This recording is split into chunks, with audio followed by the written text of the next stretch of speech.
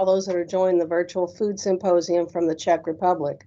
I'm Frankie Gould, and I'll be introducing the keynote speakers. They'll give welcomes. I will need to remind everybody that the symposium is recorded, and it will be recorded every day.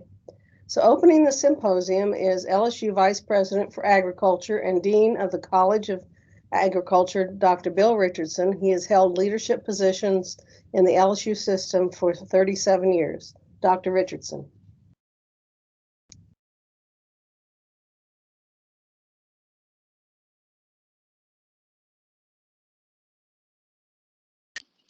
Well, good morning and good afternoon to all of you that are enjoying this wonderful event.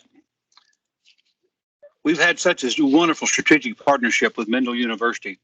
I was reading over the weekend through the booklet that was put together for this back in 2014, and all the pictures of the wonderful things have happened both in Borno and in Baton Rouge as a result of two universities who decided to work on things such as student exchanges, internships, semester abroad programs, joint research, faculty cooperation, and even a joint patent that came out of some of the work that we're doing. Truly an exceptional partnership. And today's food symposium is another step in that particular direction. I had the wonderful experience of visiting Borno in 2018, where Rector Narodova and I talked a little bit about this food symposium. We would hope to have had it last year. However, COVID intervened and changed our entire world, not just the Czech Republic and Louisiana, but the entire world to be able to work together.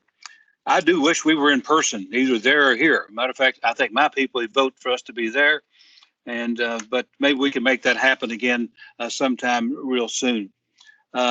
We still face a lot of challenges. The COVID experience put a lot of emphasis on how we produce, how we prepare, and how we consume food. During lockdowns, a lot of things changed, and we hope that we're beyond that, but I think it's had a lasting impression on the whole concept of where we're going with food and creativity, innovation, and what the future holds. We're putting together a food innovation center as part of our agricultural center programs here, which we hope will be a place and a forum to address food issues as we move forward. We want to continue to work with Borno, with Mendel, in terms of the things we mentioned above, getting more and more student exchanges, faculty exchanges, cooperation, research activities, whatever it would be to help enhance both of our missions and put us in a leadership position worldwide relative to the food. So thank you for joining us today. We have over 300 people, I think, tuned in.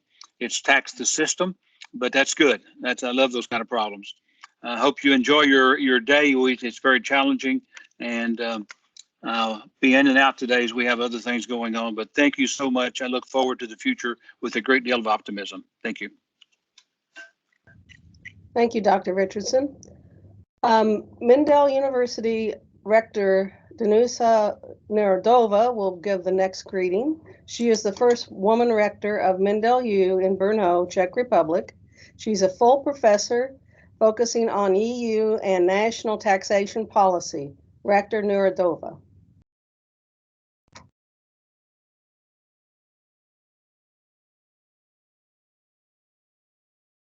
I think you are muted. Still muted.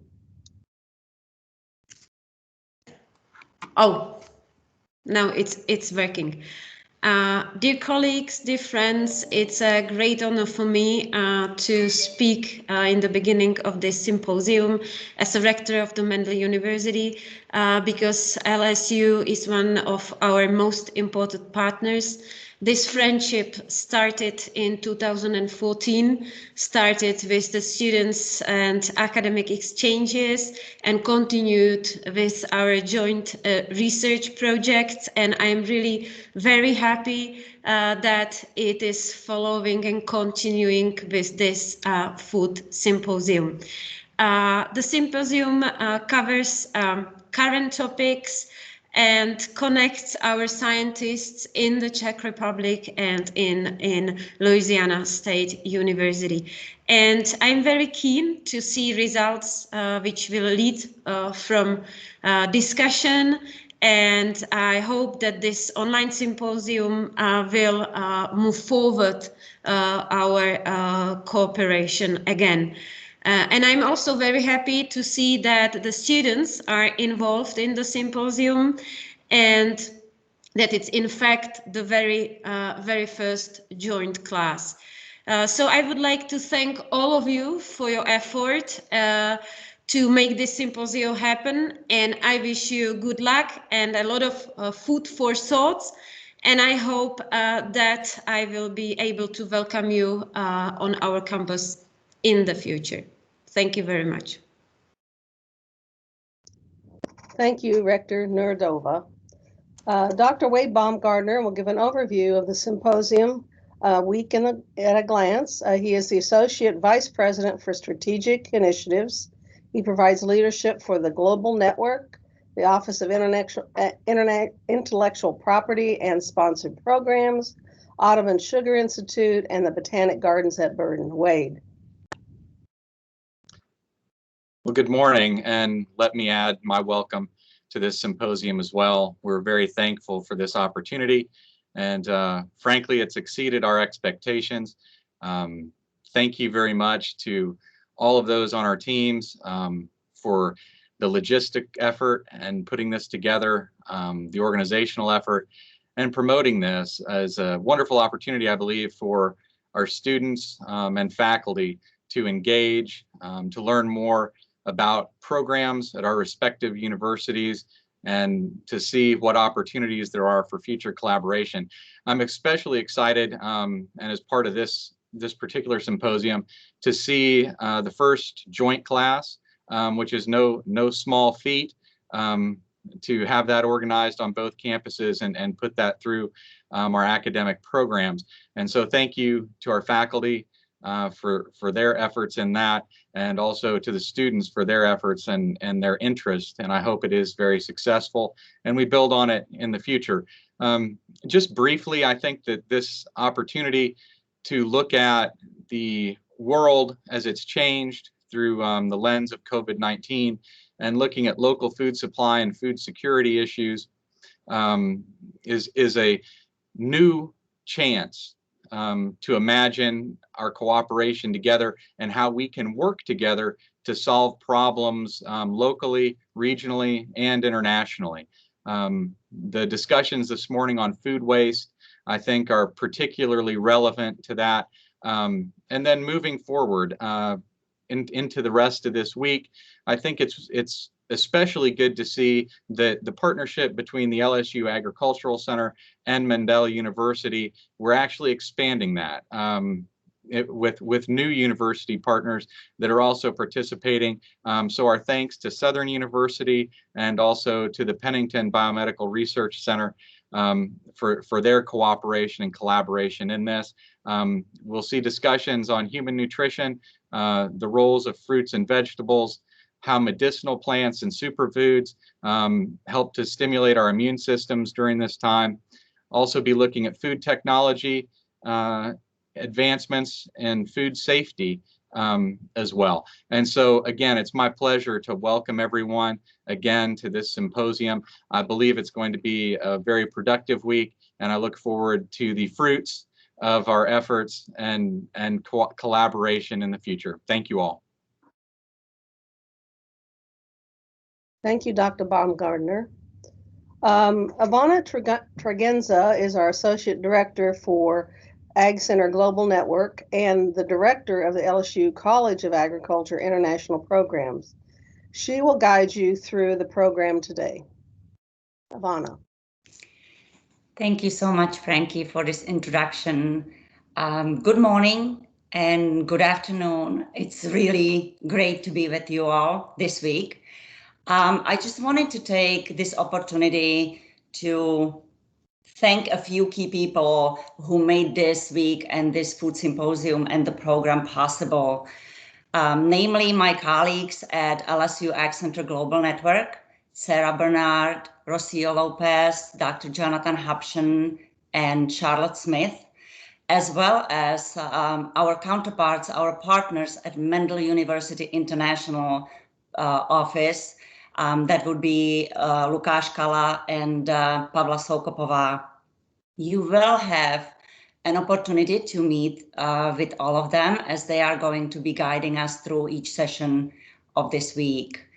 I would also like to point out and thank to our faculty members, members of both universities, as well as a handful of outside speakers, for their extra time and extra effort in preparation for this food symposium.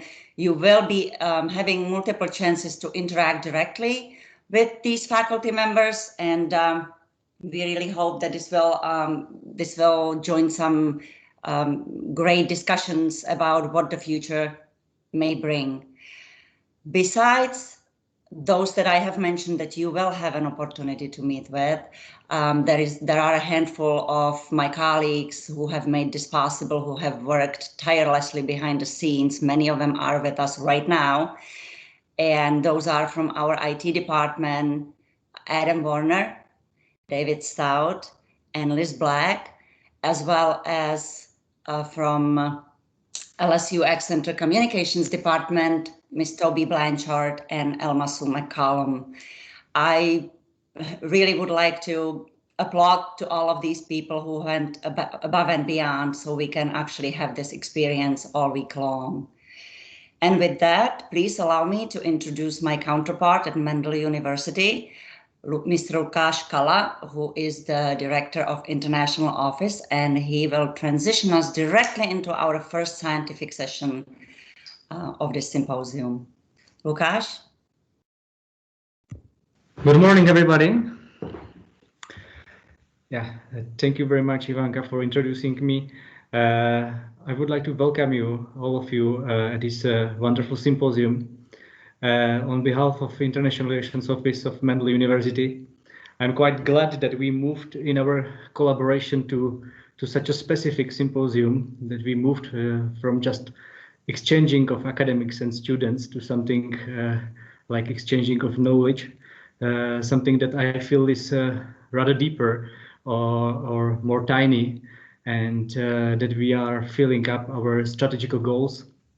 And I would like to thank Ivanka, because it's mainly her credit that we joined today in such a big number of people, and I really wish her good luck to all of you and very, very deep experiences. Today's gathering is concerning about food waste and related topics, and I'm pleased to welcome Dr. La Kubíčková and her team, which is Marcela Kormaňáková and Lucie Veselá. This team is from the Faculty of Business and Economics, same faculty as our rectors come from.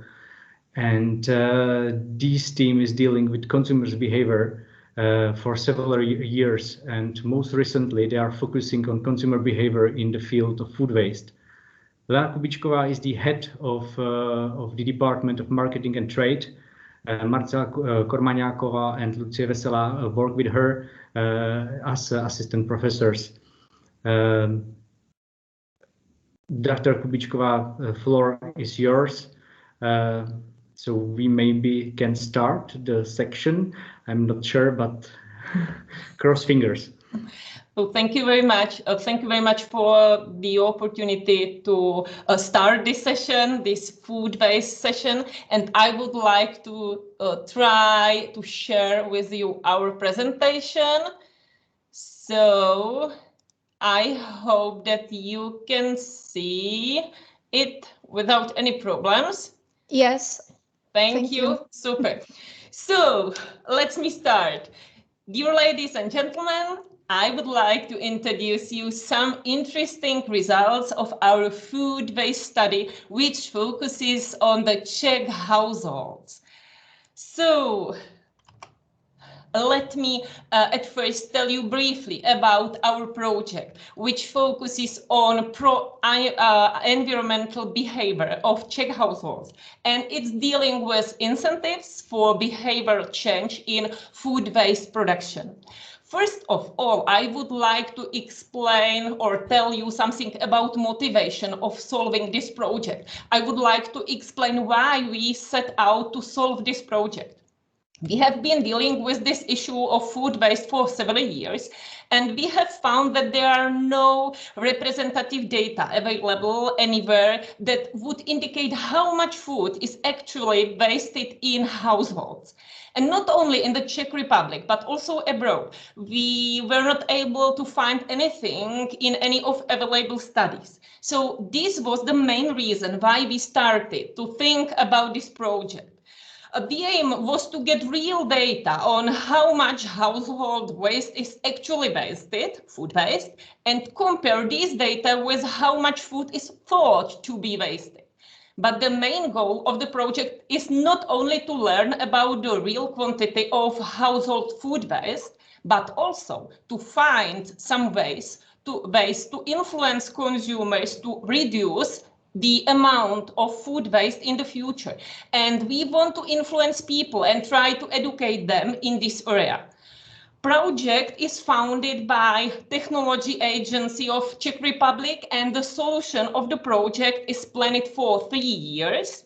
And we have two main partners, company Sako Brno. It is a company that collects and burns municipal waste in the city of Brno, and company Green Solution, and this company is certified for waste analysis. As I mentioned, the main aim of this project is not only to learn how much food is wasted in the Czech households, but also to find out if it is possible and how it is possible to influence the behavior of the people to reduce their food wasting in the households.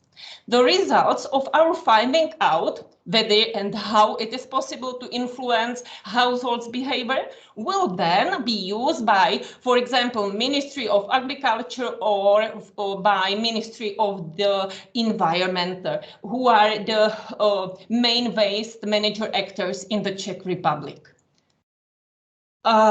So now briefly something about framework of the project. As I already mentioned, the project is planned for 3 years. It's based on a controlled experiment that focuses on changing people's behavior in the area of food waste in households.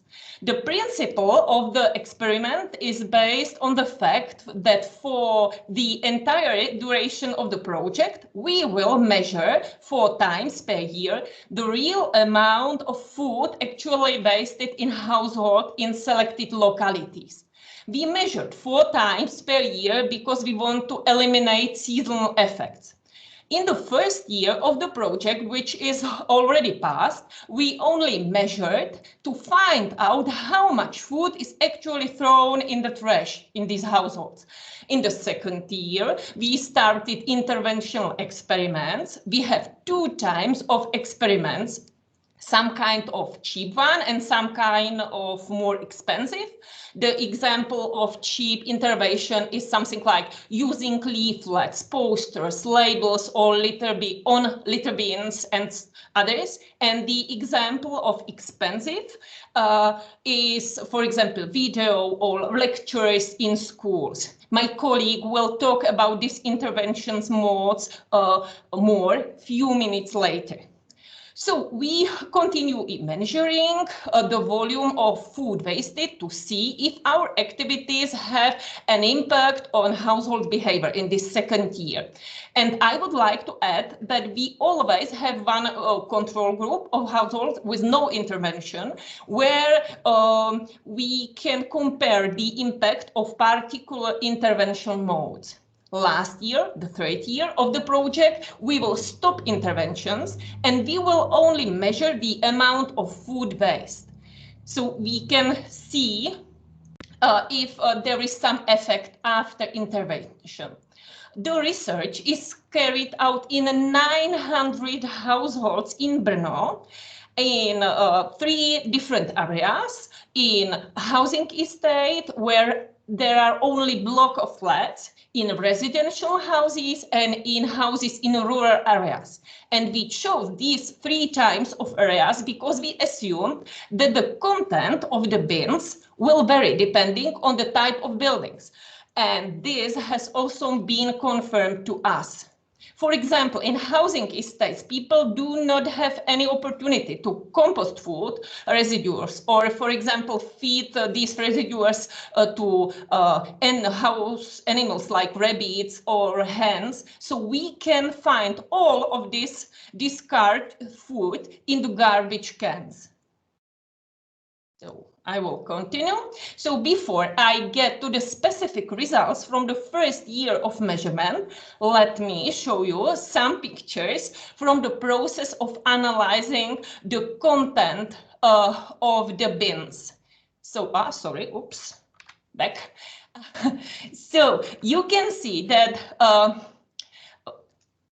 that process on the pictures. We have various testing areas in Brno, always 100 households in one particular area. So that sample is as representative as possible. The waste is always taken from 100 houses by a special 100 households, let's say, by a special car, which does not press the waste. And by driving 100 households in one car at a time, where everything is mixed, the research is absolutely anonymous, and we are not afraid that people would feel that someone is specifically watching them or something like that. So then all the waste is dumped in a pile and taken over by hand, you can see on the picture, sieved through the sieves, divided into categories, measured and weighed. So one more detail, that it is really done by hand. So what we did find out. You can see here numbers. I tried to put numbers in kilograms and also in pounds, so I hope it's understandable for everyone. You can see that the number of 37 kilograms of food waste is the average for all types of buildings. But as you can see, there is a big difference in the volume of food thrown into the municipal waste in rural areas and, for example, in residential houses. Specifically, the most wasted food was found in housing estate in this block of flats. The analysis showed to us that there were more food residues in trash cans in housing estates, but it doesn't mean that these people waste more. Their bins give us only the best picture of how much food is wasted, because people living in block of flats, they don't have any opportunity, as I mentioned, to put leftovers elsewhere for composting, for animals. So everything will appear in those bins. And I will have to add also that in this area where we were doing the survey, there are no bins, special bins for bio-waste. So everything is in these trash bins. We measured the whole year, and we had a hypothesis that more waste is wasted in some season, and this hypothesis was confirmed. Specifically, most food is wasted in the summer. This may be due to the fact that more fruits and vegetables are consumed in the summer, and these fruits and vegetables were the most represented waste foodstuff in the analysis. And also it can be because of the fact that food is harder to store in the summer, and it spoils faster in the summer. So you can see the amounts in kilogram for every season of the year, and together the numbers add up this aforementioned 37 kilos. You can see on this picture that the amount of wasted fruit and vegetable increases significantly in the summer, as I said. the volume of wasted bread and drinks also increases in the summer, but on the contrary, for example, meat products and eggs show the largest volume of waste in autumn. So this seasonal effect was confirmed to us. Then we tried to help people realize how much food they throw into the trash on average each year, to recalculate the weight of food into some pieces of specific food items. So for people, it would be easier to understand how big amount of wasted food per 1 year per one person it is. So just to illustrate, every person in Brno throws in a trash can in a year, for example, 28 eggs, 13 yogurts, 6 pieces of bread, or 188 carrots. So it's a really huge pile of food waste. And now I would like to give the floor to my colleague Marcela, who will tell you more about further investigation. So Marcela, it's your turn. Thank you.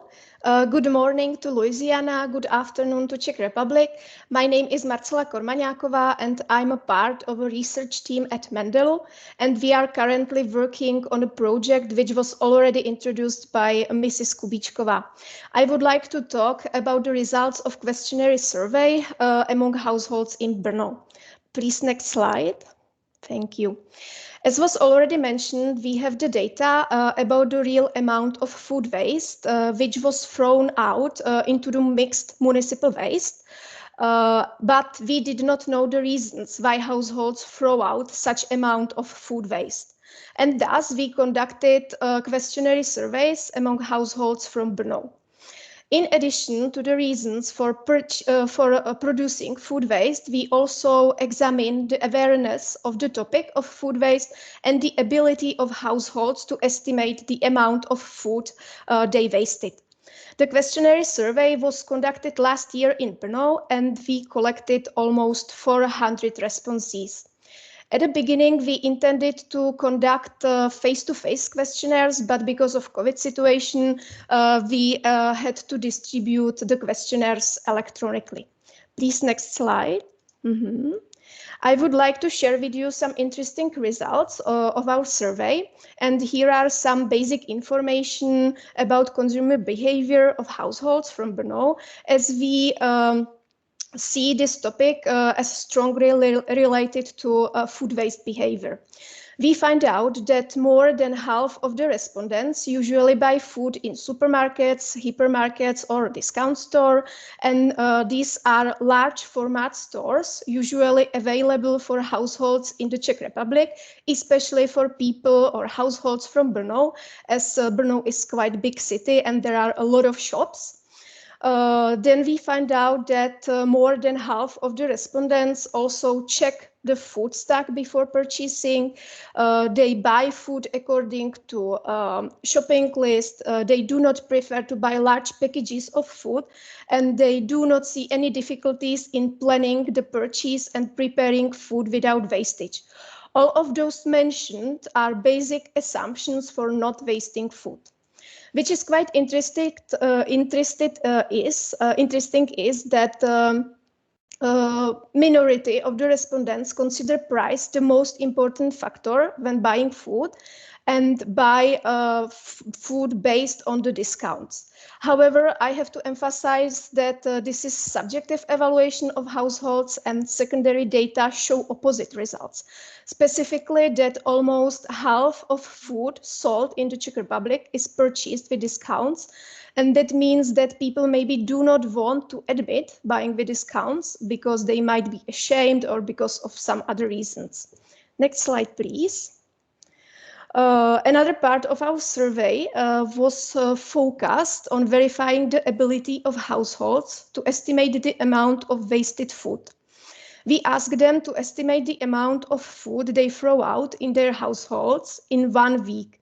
As you can see in the figure, about 55% of households responded that they throw out about half kilo of food per week, which is quite low, and it's about 1 pound of food per household per week. Next slide, please.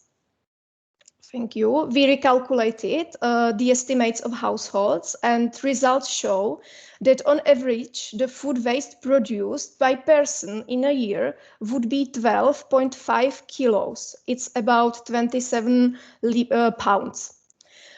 This is only the third of real amount of food waste which occurred in municipal mixed waste. That means that households in Brno do not have good estimates, and they rather underestimate themselves in case of food waste behavior. Thank you. Please, next slide. Except the self-evaluation of food wasted at a household level, we also asked respondents about the categories of food they waste the most. And according to the subjective opinion of households, they mentioned that they wasted the most categories such as pastry, vegetable, fruit, side dishes, and home-prepared food, dairy products, and also meat products. And this is quite in line with the result of waste composition analyses, as they throw out mainly fresh food such as fruit, vegetable, milk products, pastry, and so on. We also asked the respondents about the disposing of food, and all of the mentioned categories of food goes mainly into the mixed municipal waste. However, in case of fruit and vegetable, it was mentioned that households use also home composting, and in case of pastry, they also feed the remnants of pastry to animals. Next slide, please. Thank you. Based on the survey, we also try to identify the main reasons for wasting food, and households evaluated particular cases of food wastage on the scale from 1 to 10. While 1 meant the least frequently occurred reasons, and 10 meant most frequently occurring reasons for food wastage. And as you can see in the figure, the main cause of food waste is the fact that food was spoiled during storage, and the other is the fact that they discarded food because of exceeded use-by date or best before date. Thank you for your attention, and now I would like to pass the floor to my colleague Lucia. Good morning and good afternoon. Thanks for the floor. My name is Lucia Vesela, and I am responsible for the intervention part of the project. So the second year of our project is focused on influencing household behavior. As my colleague Marcela mentioned, the questionnaire survey shows what are the main reasons for food waste. Survey also shows that more than 70% of respondents want to talk more about this issue and are interested in how food waste can be reduced. So the question is, what is the best way of motivating people to reduce food waste? And what form of support do they prefer? As you can see in the picture, respondents from our survey prefer new recipes and tips on what to do with food leftovers. They are also quite interested in better information about food storage and labeling, as well as better information about the impact of food waste on the environment. Next slide. Thank you. In the second intervention part of our project, we have to ask these 3 main questions. The intervention part aims to influence households' behavior and reduce food waste produced by consumers. But we are facing a problem that our target group contains different generations, which have to be addressed through various forms of communication. Therefore, it is necessary to use different media for each generation. And finally, what is the motivation for behavioral change? According to previous studies, we found some hints that could be highlighted and are essential for motivation, which leads to change in the daily routine of households' food managing. Firstly, households need to realize ability to reduce food waste, and also they should be able to see change of the amount of waste food, so it motivates them. they should get information that is correct and that they can trust. Moreover, literature shows that negative promotion or negative campaign information evoking of fear can be ineffective in the long run. So that's why we have decided to use positive feedback strategy. Okay, thanks. Next slide. Now let's look how we deal with intervention in Brno. We try to verify two options of working with the public. The first is focused on cheap intervention modes, such as flyers, posters, and social networks. And the second one, second experimental group, is currently exposed to more expensive intervention modes. For example, discussion with the public, meetings in schools, or educational video spots. So it will be really interesting for us to compare the differences between these two kinds of intervention modes and their effectiveness measured by waste compositional analysis. In other words, if we will be able to observe the different amount of waste. Next slide. Thank you. Our communication campaign has three main pillars. These are smart shopping, proper storage, and cooking without leftovers. It means that we give advice or tips to households on each of these three topics. Next slide. Thank you. Here we can already see some of the forms of interventions, a flyer and a sticker on a bin. Next, please. Here we have some posters. On the left side, you can see a poster for schools, and on the other side, it's a poster for the public area use. Next. Here on this slide, we can see a brochure which was distributed to mailbox. This material is focused on educating households in three areas of food management, such as tips for clever shopping, smart cooking, and advice for improving preservation skills. Next slide, please. Here we can also see some of the posts on social networks, which are very popular, especially for young people. All of this, and next slide. All of these activities lead consumers to join the club on the club side. This allows regular communication with the club members, for example, via email campaigns.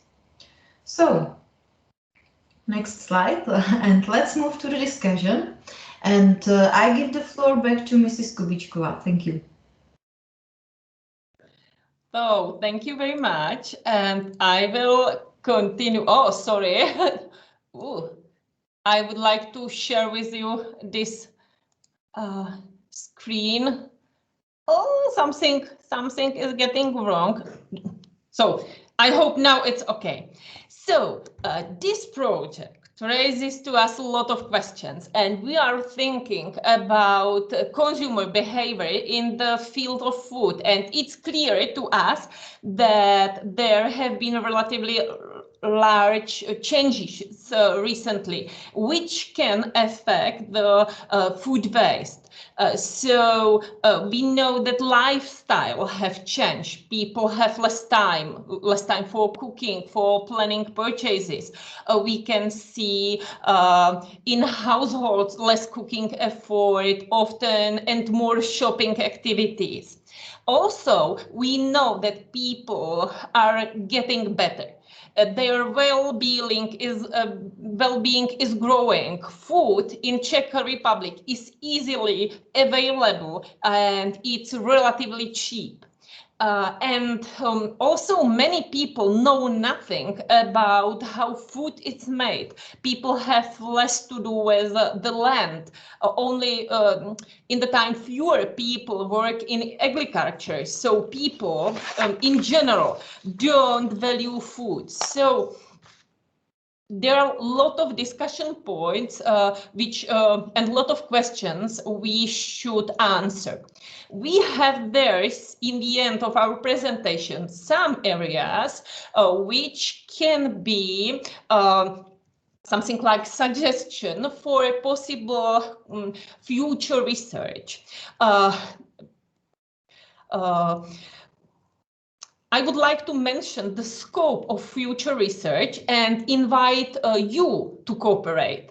One of the topic is food waste during global COVID pandemic.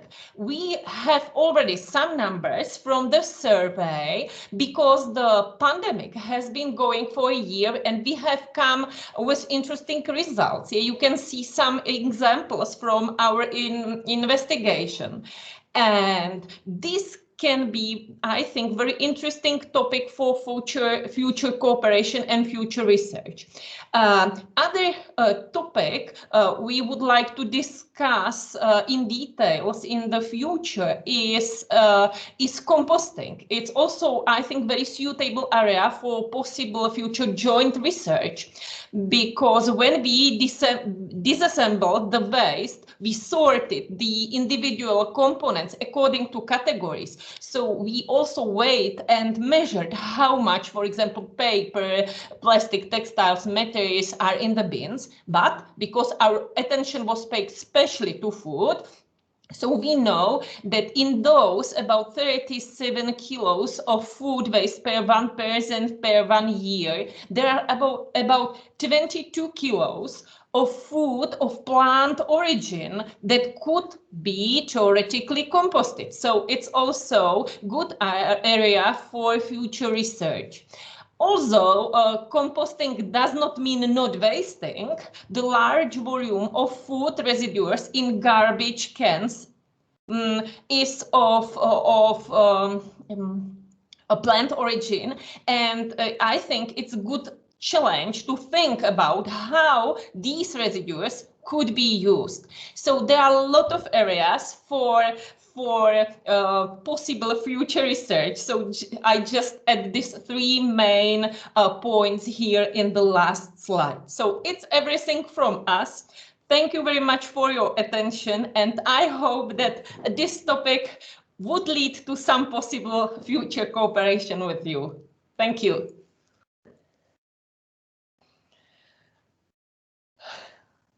Thank you very much, Dr. Kubíčková, thank all of you.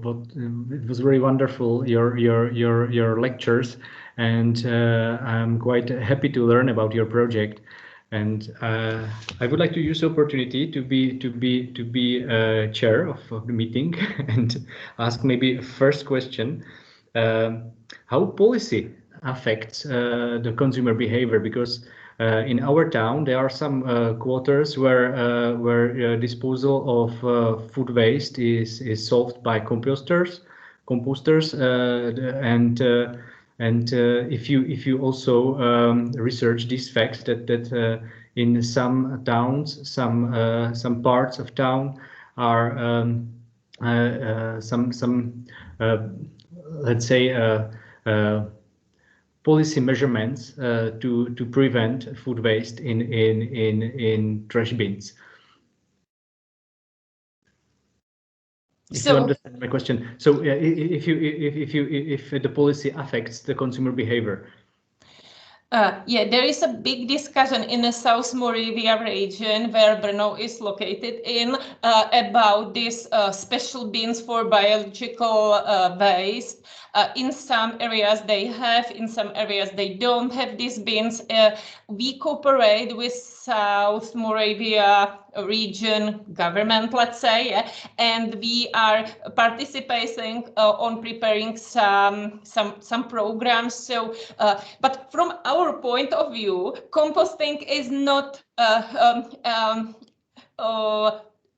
the most important for us, because composting is also still wasting, yeah, because when you don't eat the food, you waste it. But it's good idea when you can do with this result something. So we participate on making of these policies, but Yeah, okay. I don't know more about it. Yeah. Yeah, Sorry. but it's still interesting that you're not considering that you are considering food waste, which is compost, as a waste. I have different perspective, but it's for another discussion. Okay, there is a question. If you consider radio, maybe conventional radio, as an intervention mode, if it's cheap or expensive, how do you consider radio? Yeah, we did not include radio in communication with the households because we need to focus only on particular localities, because all the time we have one extra group as a control group, and we would like not to affect them. Yeah, we would like them to leave outside all of these interventions. So there was big limitation when we were choosing channels how to influence the households, and these channels which is not possible to focus on some area, specific area, for us were not possible to use. Yeah, so that's why we radio didn't use. It's not expensive, but it's not possible just to focus on one area of the Brno, because we need this control group to stay out of all of these experimental modes, to be just control. Yes, so this experiment is based on two experiment groups: cheap mode, expensive mode, and this control without any influencing. And maybe another question, and maybe some of your fellows can answer it to not be so exhausted by questions. But you follow some similar experiment from abroad. Are you familiar of some another study conducted elsewhere? Before we started this project, we went through more than 50, I think, studies dealing somehow with influencing of consumer behavior in the field of food waste. And we try to learn from these studies these most effective modes of intervention. So that, as my colleague mentioned, we decided to choose this positive way of affecting people, or of talking with people. And we also had some idea from some studies about these labels on the bins. So we went through these studies, and when it was confirmed somewhere that this works, so we try to use it in our study. Thank you very much. Sarah, she has a very friendly question because she follows us on Facebook, so she knows maybe answer. But are any efforts at Mendel University to reduce food waste on campus? Yeah, 2 years ago or 3 years ago, we made a big campaign in students' dining room, not canteen, dining room or canteen, I don't know the correct word.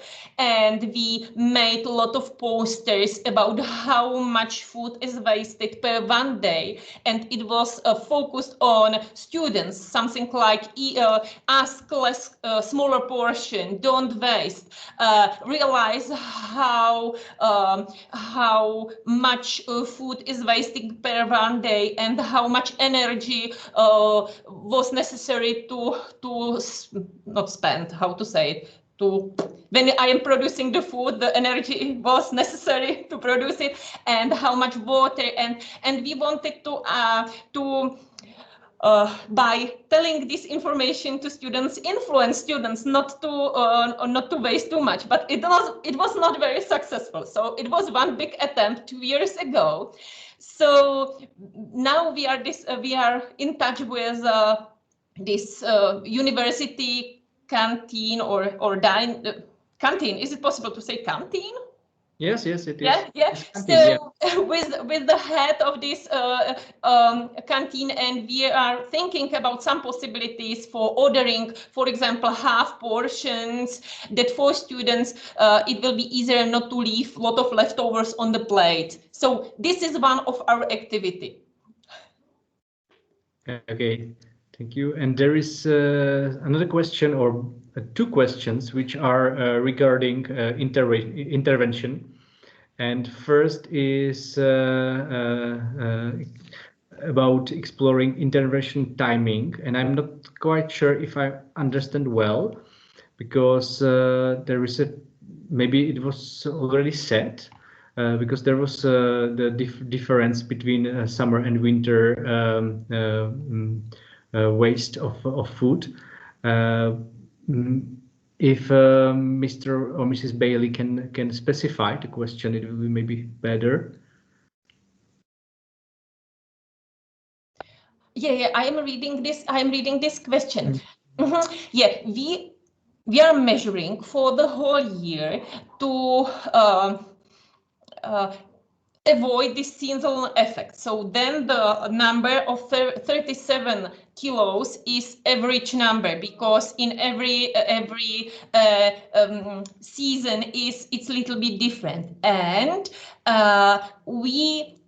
the first year we were just measuring, and the second year, the whole year, we are making these actions, and these actions must be, let's say, long lasting in order to be effective. So we are focusing on all 4 seasons, and it's lasting the whole year. And for example, as Lucia mentioned, we add to our web page some tips what to do with seasonal food, for example, not to waste when you have a lot of apples, what to do with it, not to throw it away. But the intervention must be for the whole year and must be long lasting. Yeah. Is it okay? Do not hesitate, and you can raise a question via microphone. You can raise your hand, or even you can. Yeah, and speak. There is also a question if we are continuing collecting household food data during the COVID. Yeah, we are. It's more complicated for the company who is doing this analysis for us, but yeah, it is possible. We were afraid that it wouldn't be possible, but it is possible. So this project, it was not necessary to stop the project because of COVID, and the only change is that we have to change some interventional modes. That, for example, lectures in school were held via Teams, yeah, online, and also that we questionary survey decided to do by electronic questionary, send it by mail, even if at first we wanted to have personal questionnaire. Yeah, so it was the only difference, but everything is going during the COVID as was planned. A little bit back to composting, my favorite. Yeah. The Sarah is asking us if composting or knowledge of composting common in our country. And if Mendel can potentially serve as a resource to teach households how to compost their food waste, offers, let's say, online courses or something like that. And another question is from Sarah. Is there any data to show whether households who grow or raise some of their own food waste less than those who do not? That's a very interesting question. Yeah, it's for us. It's quite interesting that these, let's say, agriculture people, yeah, people in rural areas, in various studies, the results are that these people waste less, but because we have to just monitor or observe burnout and close surroundings. So we do not have this typical agriculture households like farmers, for example. Yeah, we have people which have small gardens, they own, let's say, small gardens to plant something for themselves, but not, for example, farmers' families. It would be very interesting to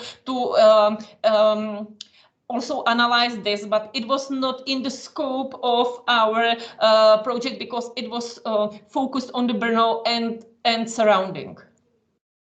and we don't have enough farmers here. And the second question was? It was partially already answered. If households who grow or rise some of their own food, agriculture household basically, waste less than those who do not, like residential households. Yeah, we suppose, but we don't know. Yeah, so it can be also the topic for future investigation, future research.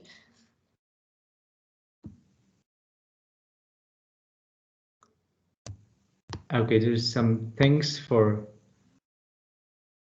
a question. Yeah. Okay, so that's only thanking to you. Maybe I would like to ask you back to my first initial question.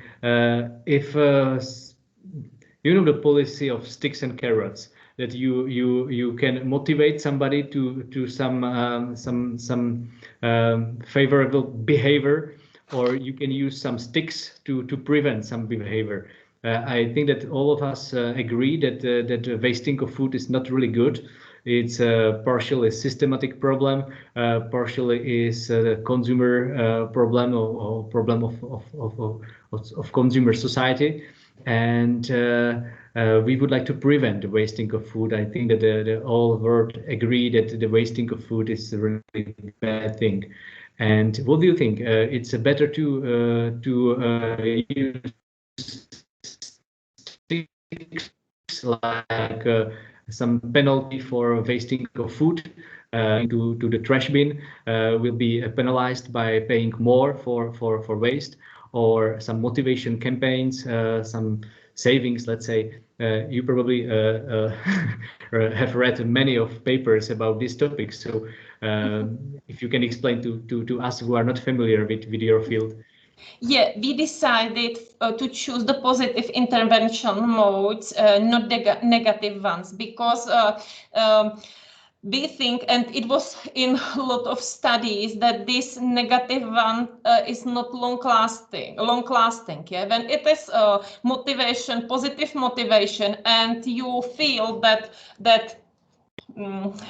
you are okay with this idea and you would like to be better and you would like to do something, and your effort can change the status quo and can help to save the world, for example, it's better, and you will do it long time, not only when you see, oh yeah, there is some restriction, yeah, I must do it. Yeah, so when you feel that you as a individual can change something and you have inside motivation, it's better. And it was also in these studies which we read before we decided to do this project. So we choose this positive mode and positive intervention. And interesting for us was that, for example, 11% of respondents, when we had a questionary survey, agreed with the fines.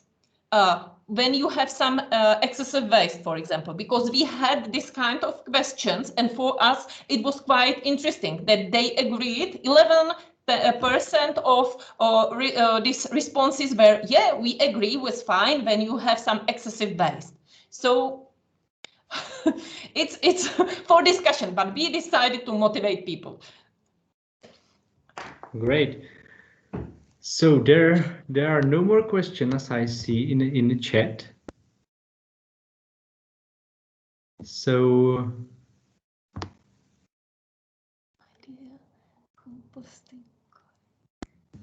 if there is no more question, we can have maybe some small break. Super. Our question.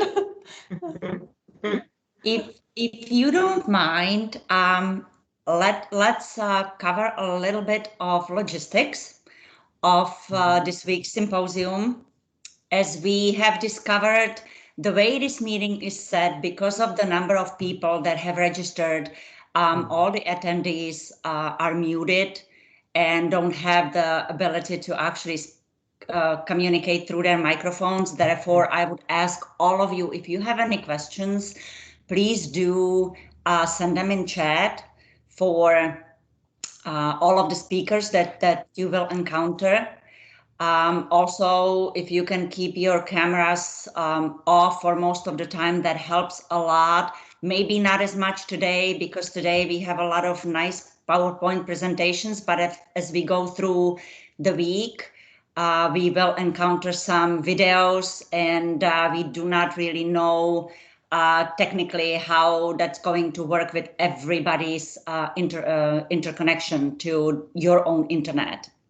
Unfortunately, while Microsoft Teams is awesome and it's a wonderful media, we all get a little different experience based on our connectivity wherever we are watching from and participating from. We will be working on a website, and we will be sharing all the presentations and videos for you guys to view at a later time. So in case you miss anything, either because you have to be somewhere else or because your connectivity just did not work out, we will be sending out a link to a webpage with all those presentations there. And for our friends in the Czech Republic, especially for some of those students who may learn English as we are speaking, Microsoft Teams has a function that allows you to actually turn the English subtitles for yourself. You get to control that. You have to turn it on in your Microsoft Teams, and you can turn it off. But if it would help you to actually have subtitles on the top of the speakers, listening to the speakers, please feel free to turn that on. That's it from the logistics, and I'll give the word back to Dr. Lea Kubičková, maybe for introduction of the next speaker.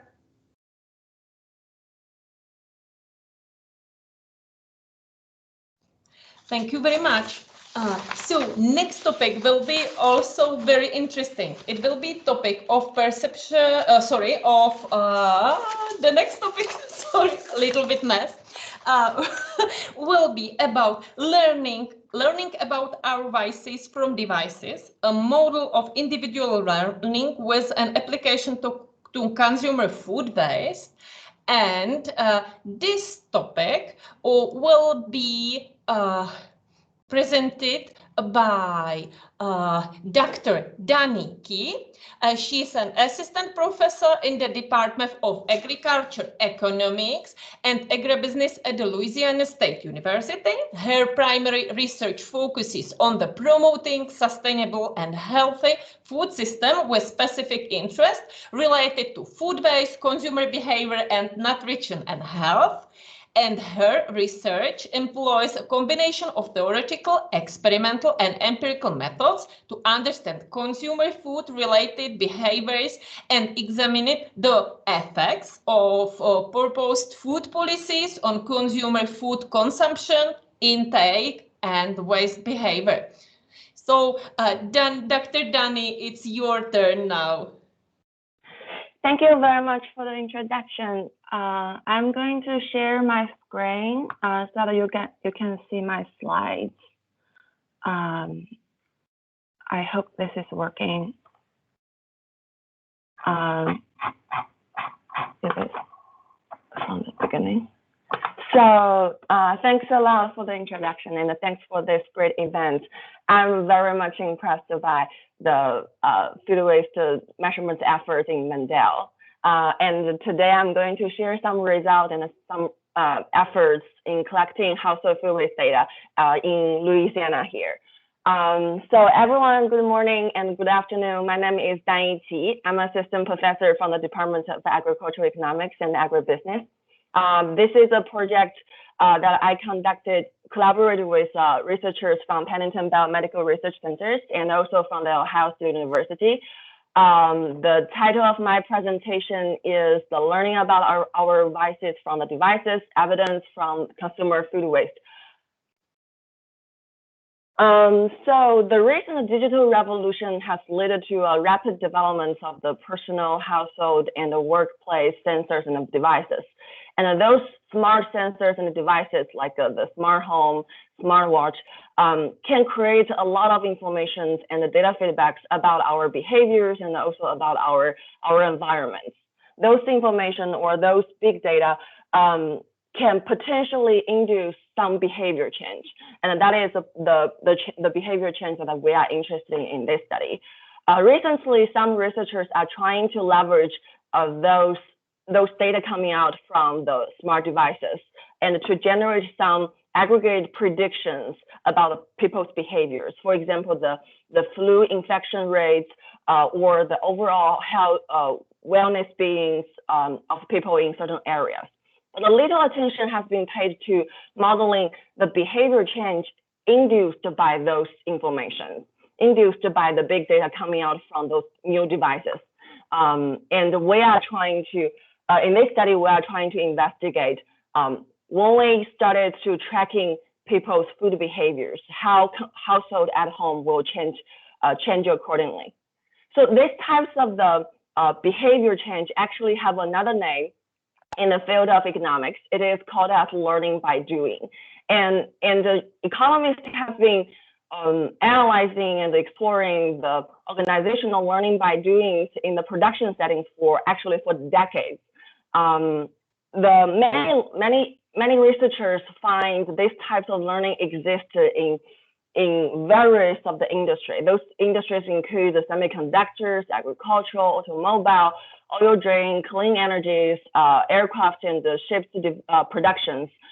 Basically, as the worker accumulates the experience, they will realize the inefficiencies happened during their production stage, and the managers will realize some failures happened before. And based on those knowledge, they can improve their efficiency or productivity significantly in the later stage. But to the best of our knowledge, there is no study analyzing if such a learning also happens at our home or inside the household. I think one of the reasons we don't have a rich knowledge in that field is because of the lack of data. But with some more and more smart devices and smart sensors becomes available, those big data creates us opportunities to understand people's behaviors in free living conditions at their home. So in these articles, we investigate the individual's response to the introduction of a method designed to track individuals' food intake and the food waste behaviors. And we want to see during that 1 week, when people started to use their cell phones to record their how much they selected and how much they threw away, what will happen to their food selection, intake, and waste behaviors. This method is developed by our collaborators from Pennington Biomedical Research Center, Dr. Corby Martin. And this method, the remote food photography methods, basically ask the subjects to take pictures of the food that they are going to eat before they touch those food, and then take another pictures of those food after they finish the eating. The system will automatically upload those pictures to the servers, and the researchers from Pennington can process those images and convert them into detailed and accurate estimation about the types and the amount of food that is selected, consumed, and wasted.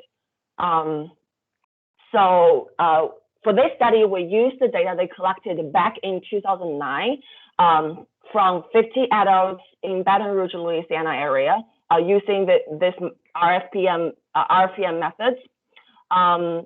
This method is shown to be a validated and accurate method to tracking people's food intake behaviors.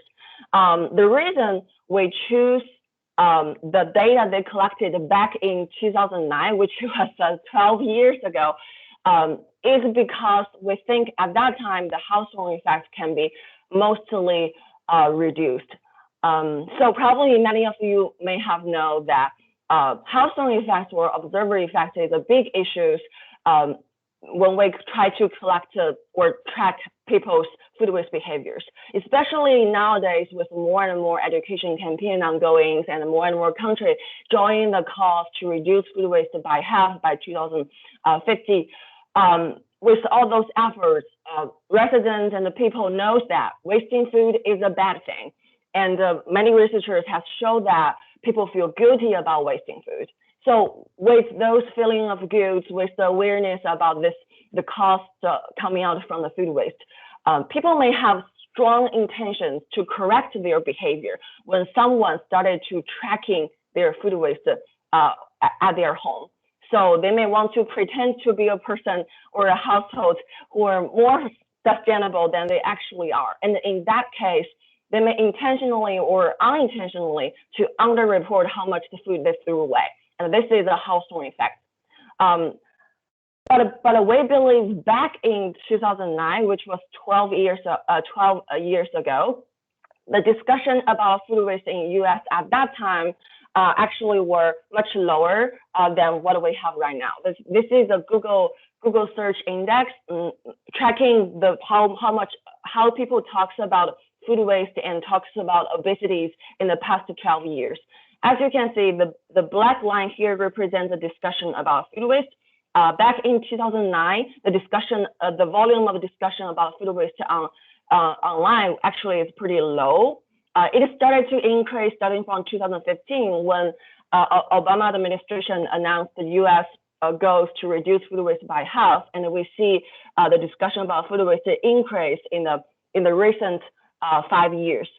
While compared to the discussion about the obesity, you can see obesity is always a much more important issue among the U.S. residents' mind. And because of that, when a group of nutritionists from Pennington Biomedical Research Centers came to them and say, hello, this is a research team who wants to validate a novel method to track your food intake behaviors, to collect information about what types of food you are eating and how much you are eating. When that group of people come to the participants and tell them that we are going to track your food intake behaviors, we believe at that time the participants may perceive a relatively low pressure in terms of the wasting food, but a high pressure in terms of, oh, I may want to behave that I'm controlling my food eating behaviors. I'm trying to control my weight. So obesity should be a more important issues on their mind rather than the food waste. The second reason why we choose the data coming out from this study is because validating this method is only the first stage of this research. The second stage of the research focus on losing weight. So basically, in the first week, the researchers track their food selection, intake, and waste behavior. Starting from week 2, researchers try to help them lose weight. So for a group of people who want to lose weight, obesity and overweight should also be a more important issue for them. So we believe the participants from that study, they have limited pressure coming out either from this research or coming out from the research teams or from the society about reducing food waste at their home should be pretty low. So they have the incentives or motivations to report the true amount of the food waste they generate at their home. That is why we choose the data coming out from a project that was 12 years ago. And here are the summary statistics of our subjects. We recruited 50 subjects from Baton Rouge areas to track their food selection, intake, and waste behavior for entire 1 week. And they need to record their food behaviors whenever they touch food, either away from home or at their home. And we have to notice that among those 50 subjects, 12 of them never generate any food waste during the entire week. And this study is all about learning. For those who never generate any food waste during the entire week, they obviously didn't have any learning. So we removed those 12 subjects from this data set, and this reduced our sample size to 38. And the demographic characteristics of those 38 subjects actually are pretty similar to the US average in terms of the race and also the age and the height. But because of the purpose of the study, it's focused on losing weight, and especially in the second stage, the females and the people who are overweight or obese could be more interested in this type of study.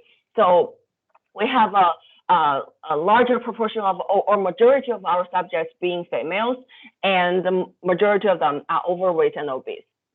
So this is a summary statistic about our subjects. And we also summarize all the food items that they have selected through waste and consumed in those 1 week. Basically, those 38 people during the entire week, they selected 1,599 items. And we can calculate the types, we have the information about the types of food they selected and how much they selected, consumed, and wasted in gram and in kcals. And we have some nutrition information about the food they select. And for all those like 1,599 items, 30% of them are grain products, as the 22% of them meat, 18% are vegetables, 9% are milk and dairy products, 6% are fruits, and we also have fats, nuts, and eggs, and another types of food. So we have pretty detailed information about the types of food and about the nutrition characteristics of those foods. So here is the most interesting part, the play waste generated by that group of people, the subjects in Baton Rouge back in 2009, when there was very little discussion about food waste, and their main focus is on how to lose weight. And as you can see, on the very first day, those 38 subjects generate 80 grams of the play waste per person per day. So this number probably is lower than the amount Mendel measured in Czech Republic. But we want to notice that this is just for plate waste. It does not include the food waste coming out directly from the refrigerators or your cabinet. This is just after you finish your meal and how much you threw away. So only for plate waste per person per day threw away about 80 grams of the food. That happens on the very first day. And starting from the second day, we find a dramatic reduction in terms of the play waste. The play waste decreased dramatically from 80 grams to only 25 grams. This is about 70% food waste reduction or play waste reduction. I want to mention here, this is a study about nutrition, about losing weight, about tracking their food intake behaviors. Researchers never mention anything about food waste, like what types of food you should select, so you shouldn't throw away food, food waste is bad. No one mentioned those things to those households.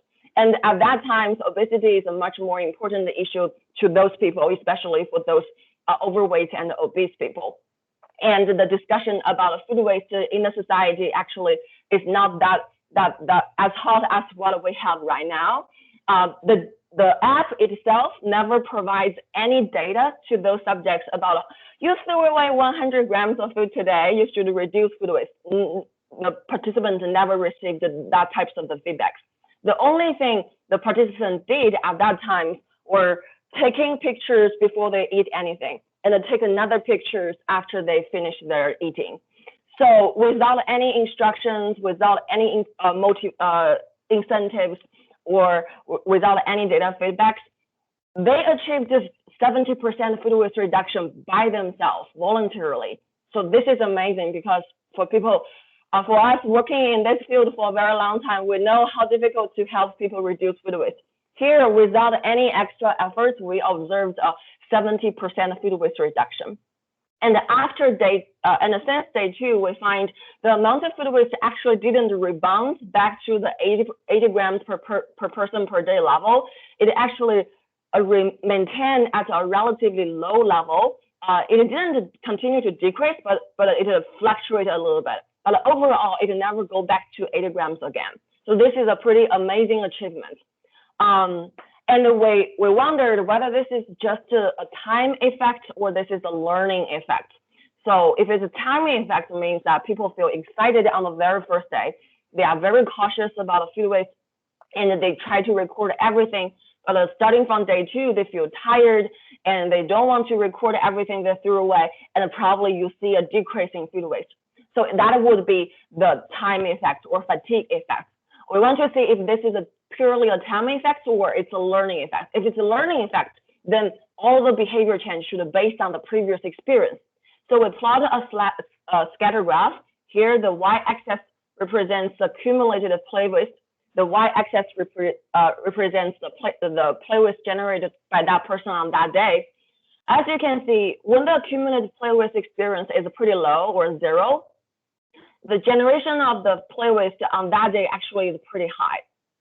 But as people accumulate play waste at their home and they have more and more experience, and we see a decrease in the play waste, a significant decrease in the amount of play waste they generate each day. So this provides some initial evidence that this is a learning effect, not just a pure time effect. And then we try to more accurately estimate the magnitude of this effect. We use the learning by doing model developed by the industry organization literature, and we assume the household food waste production takes a form like this, where the FET is a learning curve. This learning curve describes how the generation of the food waste can decrease as the food waste experience accumulates, or how the household food utilization can improve as they accumulate the food waste experience. And by taking a log, we got a reduced form like this, where beta 1 estimates this learning effect. And the beta 1 should be the coefficient of our interest. So here are some regression results. All the dependent variable is how much play waste they generated on that day. And what we are interested in is when people started to accumulate their play waste, whether they are going to decrease the amount of play waste they generated on that day. And as you can see here, all the beta 1 are negative and they are significant. So as our subjects started to accumulate play waste, they generated significantly fewer amount of the play waste on that day. And we also, to distinguish the learning and the time effects, we also include the steady day fix effect, which is showed here. So as you can see, when we include the steady day fix effect, we realize, yes, there is significant fatigue effect, but the direction actually are different. So when people feel tired and they lost their interest about this project, the change of the play waste from them should be they are going to report more and more play waste, because at the beginning they may feel excited about this project and they are very cautious about their food behaviors. Later on, as they feel tired and they don't pay much attention about the play waste, and the pure time effects will actually increase the amount of the play waste they generated each day. So the observed food play waste reduction in the later stage of this project should only come from the learning. So this further convinces us the observed food waste reduction comes from the learning rather than the time effect. And if we have a perfect learning, so people remember everything they learned from the previous experience, then we should see a perfect learning curve looks like this. So at the beginning, the play waste should be very high, and as they learn and accumulate how much food they threw away, and then we will see a dramatic decrease in the amount of food waste generated, and it will continue to decrease until this level approach to 0, right? So this is a perfect learning curve. But what we have observed here is that, yes, the play waste generation decreased starting from day 2, but it stopped to decreasing starting from day 2, but fluctuates up and down and up and down again. So this shows that besides learning, probably those subjects also forgot what they have learned, because if they don't forget, we would expect this play waste will decrease all the way to 0. Now it stops decreasing after certain points, and it fluctuates up and down, up and down. So this means they probably also forgot some parts of the experience that they learned from the previous play with experience. So to control that parts of the forgetting effect, we discount the experience they accumulate over those days. With these forgetting factors or the discount factors, we give higher weights to the more recent experience. We gave lower weights to the more remote experience. So the more remote experience exert fewer impacts on the current behaviors, while the more recent experience exert higher impacts on the current decisions and behaviors. And with that controlled, we find the estimated forgetting effect is about the 0.22. This means that on day 3, the subjects can forget nearly 78% of their play with experience recorded on day 1. So this is a pretty rapid forgetting effect. And with this forgetting effect continues, we would expect they will forget everything they have learned on day 1 in the end of that week. When we have those forgetting effects controlled, we find the learning effect is still very significant and is still very strong. This shows that our subjects indeed learned during this 1 week, but they also forgot. And we also find this learning effects are actually heterogeneous between different group of people. We split our sample into 2 groups of people. Those who generate some play waste on day 1. So they are a group of people who have some experience to learn from. They made some mistake on very first day, and they can learn from that mistakes. So this is this group is called as food waster. And we also had another group of people who generated 0 food waste on day 1.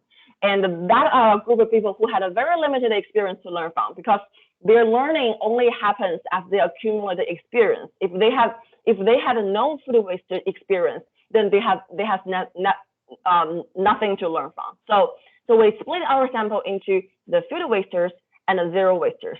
The black bar represents the play waste from those food wasters, and the white bars represents the play waste from the 0 wasters. As you can see, the food wasters achieved a large food waste reduction from day 1 to day 2. Their play waste decreased from 140 grams per person per day to only 20 grams per person per day on day 2. While for the 0 wasters, even though they generated 0 play waste on the very beginning, the amount of play waste they generated later on actually gradually increased and maintained at a relatively high level. And we find starting from day 3, 0 waster actually always generate more play waste than the food wasters, because they had little experience to learn from. So this also shows that the observed food waste reduction or play waste reduction only came from those experience. And the people who had a lot of experience to learn from, and versus the people who had a few experience to learn from, they experienced different learning effects. So we estimate this heterogeneous learning effects on these 2 groups of people on their food waste, food intake, and the food selection behaviors to see, okay, so I know you tried to reduce food waste, then how did you achieve that? Very unfortunate, the result very much worried our collaborators from Pennington, because we find our subjects learned to reduce food waste by eating more. They didn't try to adjust their selection behaviors. They didn't try to prepare less food for themselves every day. The method or the strategy they use to reduce play waste is to overeating the amount of the food that they cannot finish before. If you still remember, this is a group of people who want to lose weight, and this is a group of people who are already overweight or obese. And when food waste occurs at their home, or when they realize that I'm throwing away too much food, their strategies to reduce food waste is to eat more.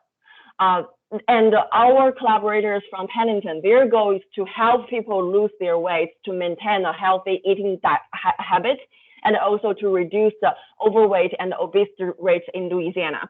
But for a group of people who want to lose weight, they still adopt the overeating strategies to reduce food waste. This really worries about them, and they believe this could potentially induce a large health cost in the future. And we also estimate the probability of our subjects clean their plates as they accumulate the food waste experience. As you can see, the food wasters were significantly more likely to clean their plates while they accumulate their food waste experience. This is also very worrisome because nutrition has found that plate cleaning behavior or plate cleaning habits is strongly associated with overweight and obesity.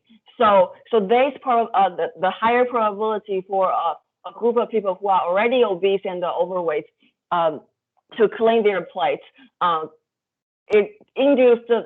could potentially induce the high health cost in the future.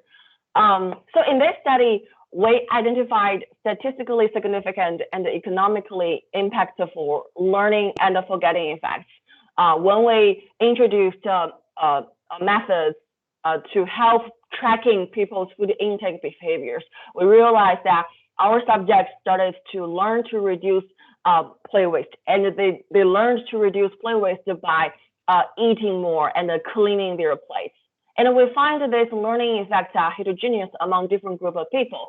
A group of people who tended to waste more in their daily life, they had a lot of experience to learn from, and they achieved a great learning, and they decreased the plate waste in the later stage of the study. Well, for those who generated fewer plate waste in their daily life, they had little experience to learn from, and therefore the amount of plate waste from them increased gradually in the later stage of the study. And in the end, we found that these two groups of people actually generate a similar amount of the plate waste.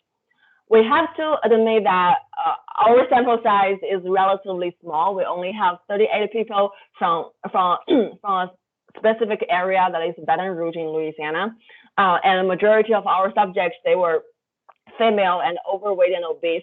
And also, we only have the ability to track their behaviors for only 1 week. So I'm very much impressed by the efforts from the Mendel University that you can track the food waste behavior for such a long time. So we only track their behavior for 1 week, and also we do not have the information about their food behaviors before we implement this interventions or implement this is not intervention. Before we implement this measurement, and we do not have a control group to see if we didn't tracking their behavior, how their behavior will change, or how the behavior should look like. But this is a problem for all the research in this field, because without a measurement, we will never know those information.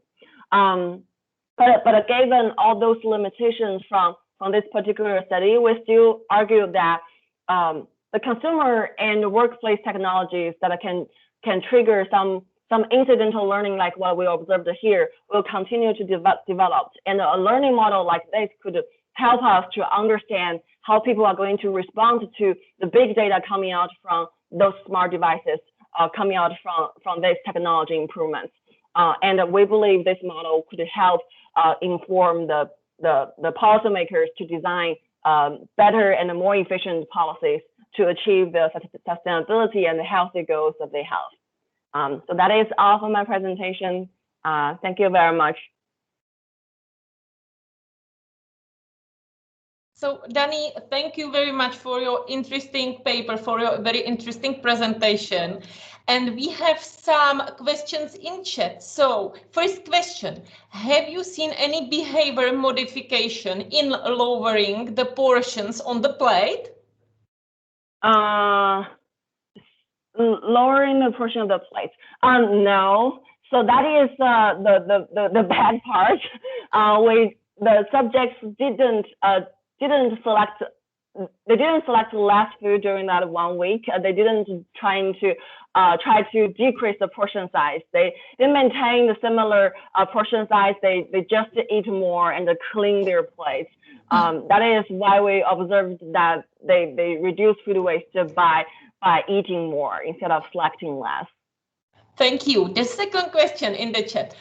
Given the standard deviation, is it true that there were no significant differences of food waste from day to day?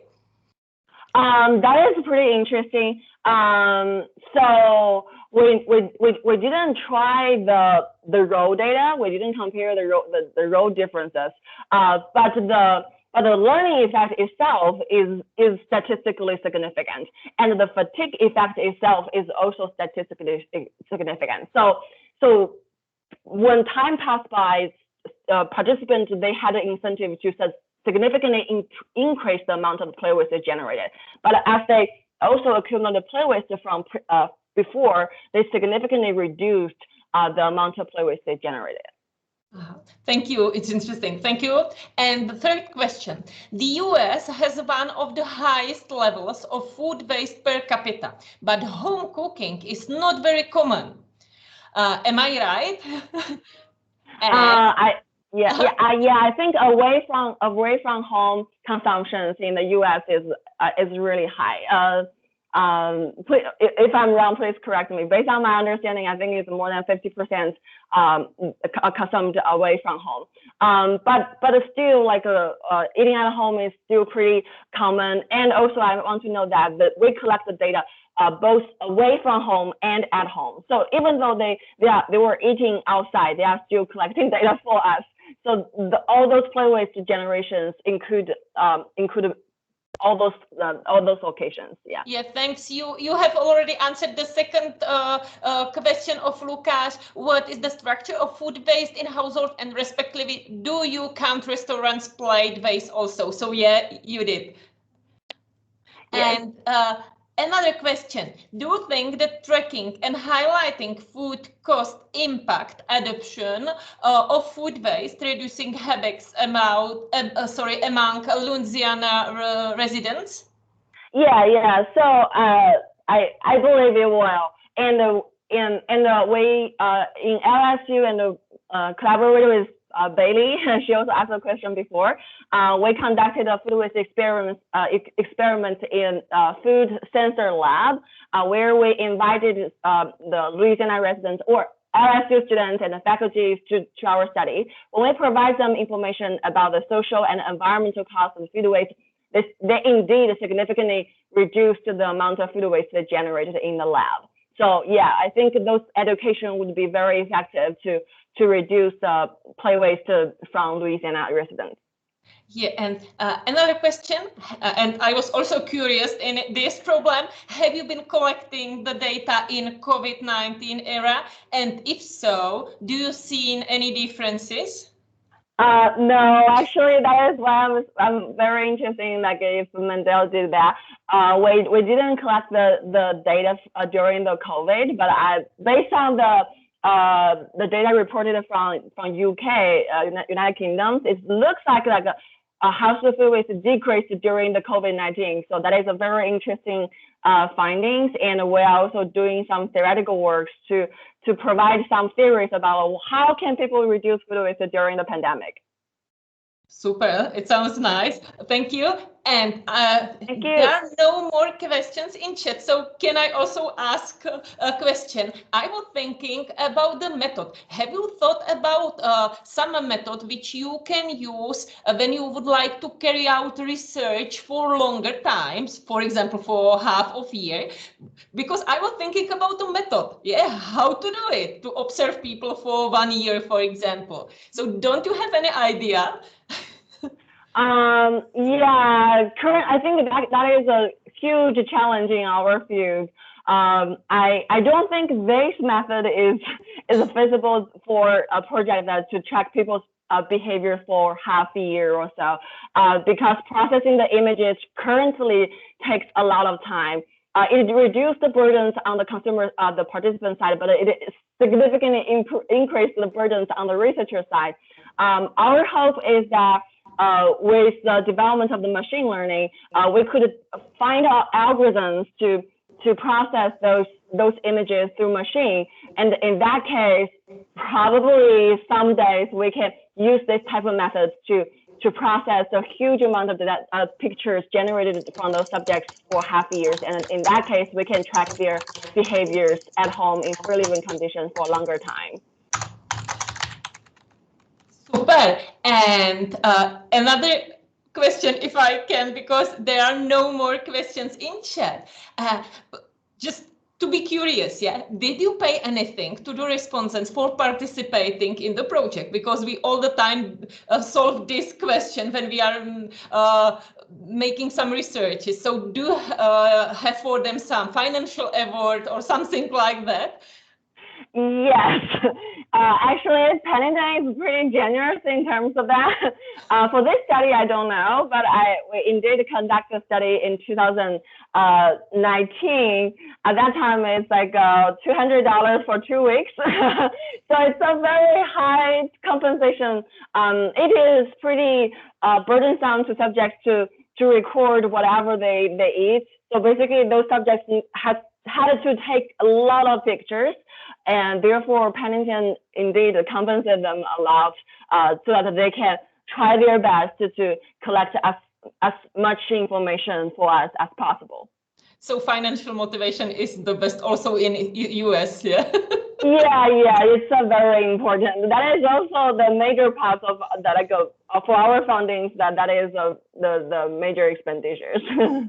So, Danny, thank you very much. So I would like to encourage other participants for more questions, but I can't see any in chat now. So maybe in the end of this roundtable, we can discuss it more. So Danny, thank you very much for your presentation.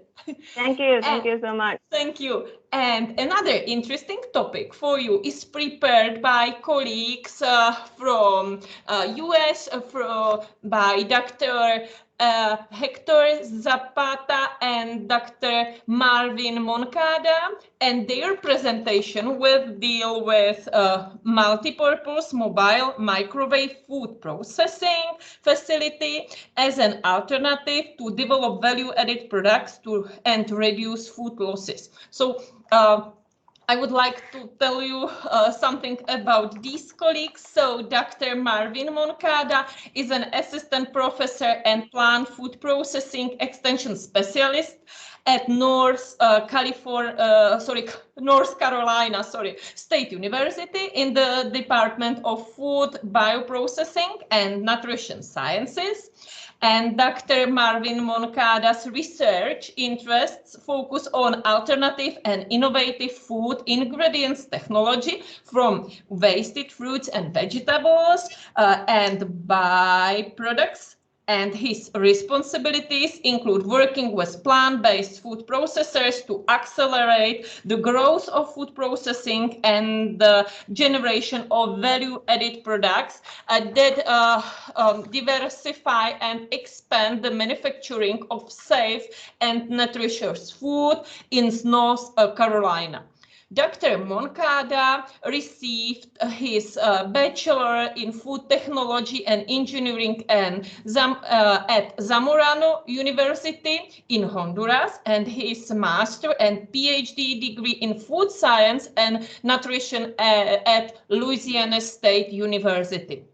And Dr. Hector Zapata is past president of LSU Alumni Association. He's alumni professor from Department of Agriculture, Economics and Agrobusiness, LSU AgCenter in Baton Rouge. And Dr. Zapata completed his bachelor and master degrees in agriculture economics at LSU. His PhD degree in econometrics and agriculture economics is from the University of Illinois Urbana-Champaign. And Dr. Zapata is a passionate teacher for which he was awarded the alumni professorships And Dr. Zapata's current research is in financial econometrics with applications to Louisiana agriculture, and his research on Monte Carlo simulation of stochastic processes has gained him a worldwide citation. He has served on numerous departmental, college, and university committees. And Dr. Zapata is a current member of numerous professional associations, and he is serving as a member of the international section of the Agriculture and Applied Economics Association, and he is a co-founder of the Latin America section of AAEA. And Dr. Zapata has extensive international experience in most continents, and he has extensive leadership experience, including president of the Southern Agriculture Economics Association, book editor of the American Journal of Agriculture Economics, and others. So I'm looking forward to your presentation. So Dr. Zapata and Dr. Moncada, it's your turn now. Well, good morning, and thank you very much for that kind introductions. And I want to express my grateful to Ivana for inviting me to be today sharing with you a little bit of this, I will say, project proposal. And I am seeing that there is an opportunity for improving our food waste from the farmer level. And I think with a mobile processing facility, it's going to be an alternative to see how we can also create value on that waste. And here at NC State, we have a strong team on food engineering and processing, but we were missing that business components. And for that reason, I discussed with Dr. Zapata, and he was, interested to be part of this project because besides of helping the state that we are basically, working, even though I have a part of my career at LSU, and I feel that is home as well. So that was a great, opportunity to collaborate in order to see how to help the farmers and at the same time to fight against this issue with climate change. Can you see my slide, right? We can Yes. see it. Okay. What is not moving? Okay, so this is the team that I was telling you that that we put together the proposal about the type of equipment and how to make it efficient. And we have a faculty from different departments, from horticulture, food safety, food engineering. We have Dr. Cisneros from the international program in order to be like a technology transfer as well, because other countries are interested in this novel technology that I'm seeing is going to be also efficient from many point of view, to get an extra income for those farmers, because they are wasting that type of product because of quality or color. So with this unit, we are going to be able to give value added and will be shelf stable. And that is another thing, that those products that are going to be manufactured through the technology that we have is going to be okay for the next 2 years without refrigerations. And in here is basically the reality that we have based on the FAO. So we have a big problem in the planet wasting from the farm level. So in the blue color, you can see that is from the farm level, and the red is from the household that you already explained and see the different effect in different cities, right? But in here in the US is facing a lot of problem, the marketing, that you go to the supermarket and you say, buy 2 watermelon for the price of 1, and then you get, craving for that watermelon, get home and just get up on a slide and forget about the other ones. And therefore, in 3 days is not good because, they are perishable. So, but I am seeing an opportunity from the farm level because it's where we have the most in all the different parts of the planet, with a little effect on the Southeast Asia, that they are more efficient in post-harvest. And based on my appointment, that is just plant-based, and also is what we have the most issue is on the fruit and vegetable. And because of that, I want to use that that problem that we have as an opportunity to create my research in that area, and as well to improve and make more income for those farmers, because they are basically what work the harder in this supply chain. Let's see. It's not moving.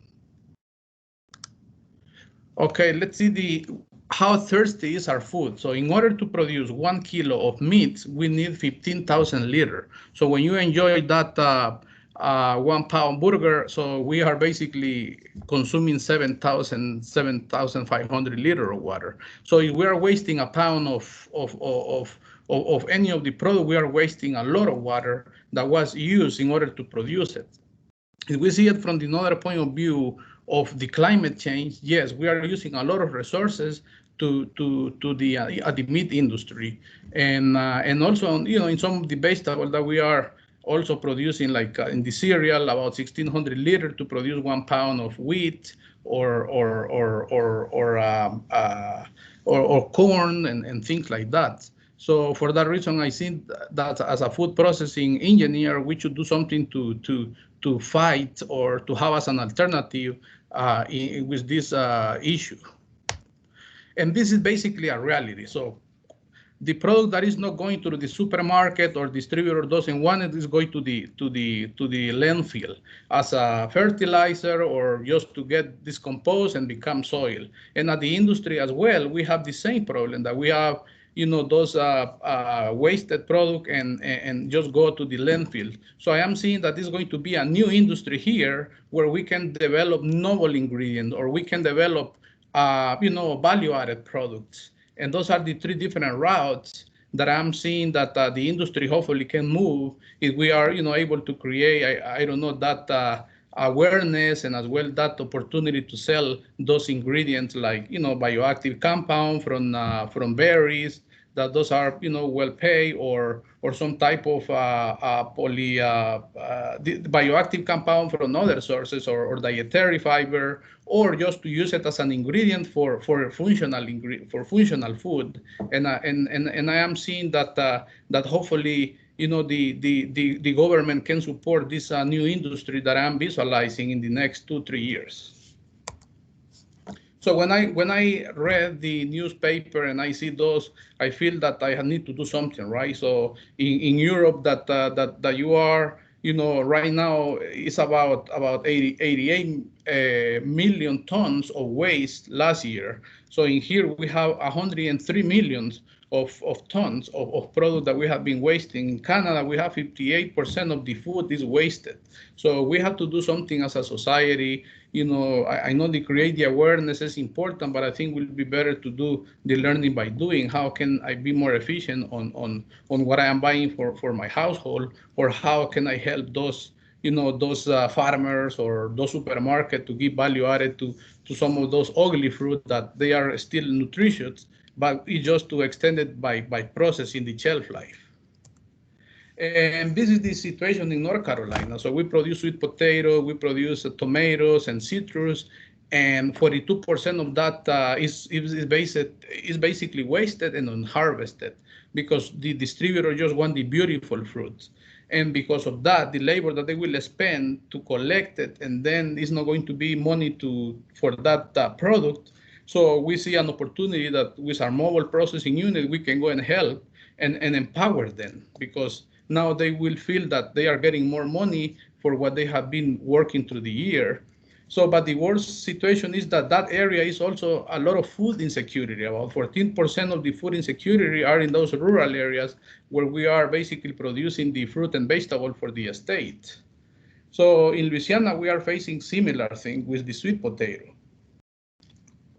So during my time at LSU, I worked with Dr. Pica in a project to baby food from sweet potato that was wasted, because they are looking for option to give value added to, you know, to that good fruit or good vegetable that is just the color or the side, and also with the peaches.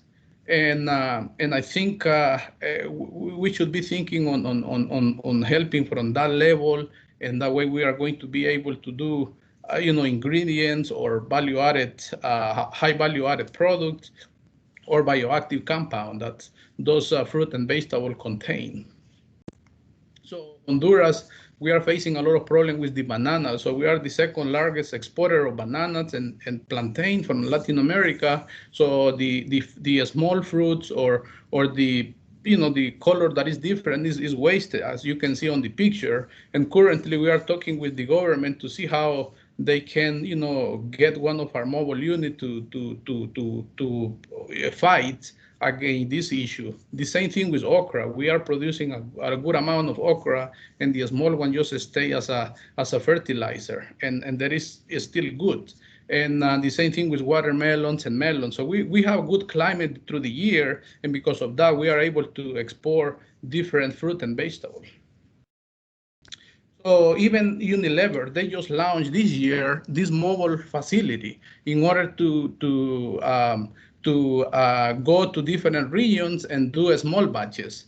This is a concept that is right now in use at the Netherlands, and they are planning to use it to to other part of the world in order to do small batches, since they have huge facilities. So with this mobile facility, they will be able to do that trial and error concepts, or and it's going to be efficient, it's going to be cheaper. But they have to put it in an 18-wheeler. Instead of us, it's already on wheels, and we can move it to different regions, because some of the fruit and vegetables are seasonal, and because of that, we will have a facility that is going to be versatile in that regard. So in the US, we have a company that we call it imperfect produce, and it's basically that they are promoting those ugly and small fruits to be sold, and they are doing well online, but it's still just that you have to be in the region, because if you are in California and you want to send it to other parts, it's going to be harder because of transportation, refrigerated, and so on. And because of that, so we think that with these mobile units, we are going to be able to tackle three different things: issues, innovation, and impact. So the issue that we have with quality and lack of value added, innovation to develop those novel ingredients or novel functional foods, and at the same time will be profitable and sustainable for those farmers and growers. And this program is going to bring together entrepreneurs, university educators, and as well technology transfer, because we are working on improving equipment, or in this case that NC State developed that piece of equipment that I will give you more detail in a little bit. So since we are a land-grant university, we are accomplish our mission by research, teaching, and outreach goals. And with this program, we want to improve the nutritional profile of fruit and vegetable-based foods and beverage by processing on the field, because it is going to be on the optimized ripeness and nutrient density. And at the same time, we are going to reduce the food waste from the farm level, processing and distribution and storage as well. And we are going to improve the economic development for those farmers in those remote areas. We are going to reduce the carbon emissions and pollution, because in order to decompose those fruit and vegetables that they are as a fertilizer, we are also needing some of the oxygen to make the conversions.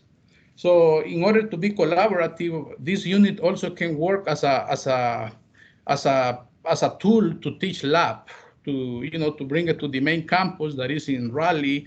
In that way, we are able to assist some of the professors that are teaching, or if we have one at LSU, we are going to be able to assist with the horticulture professor or the Department of Food and Nutrition to have that hands-on experience with this facility. So, and at the same time, we are promoting a extension program where we are going to be having courses from post-harvest through the export and import.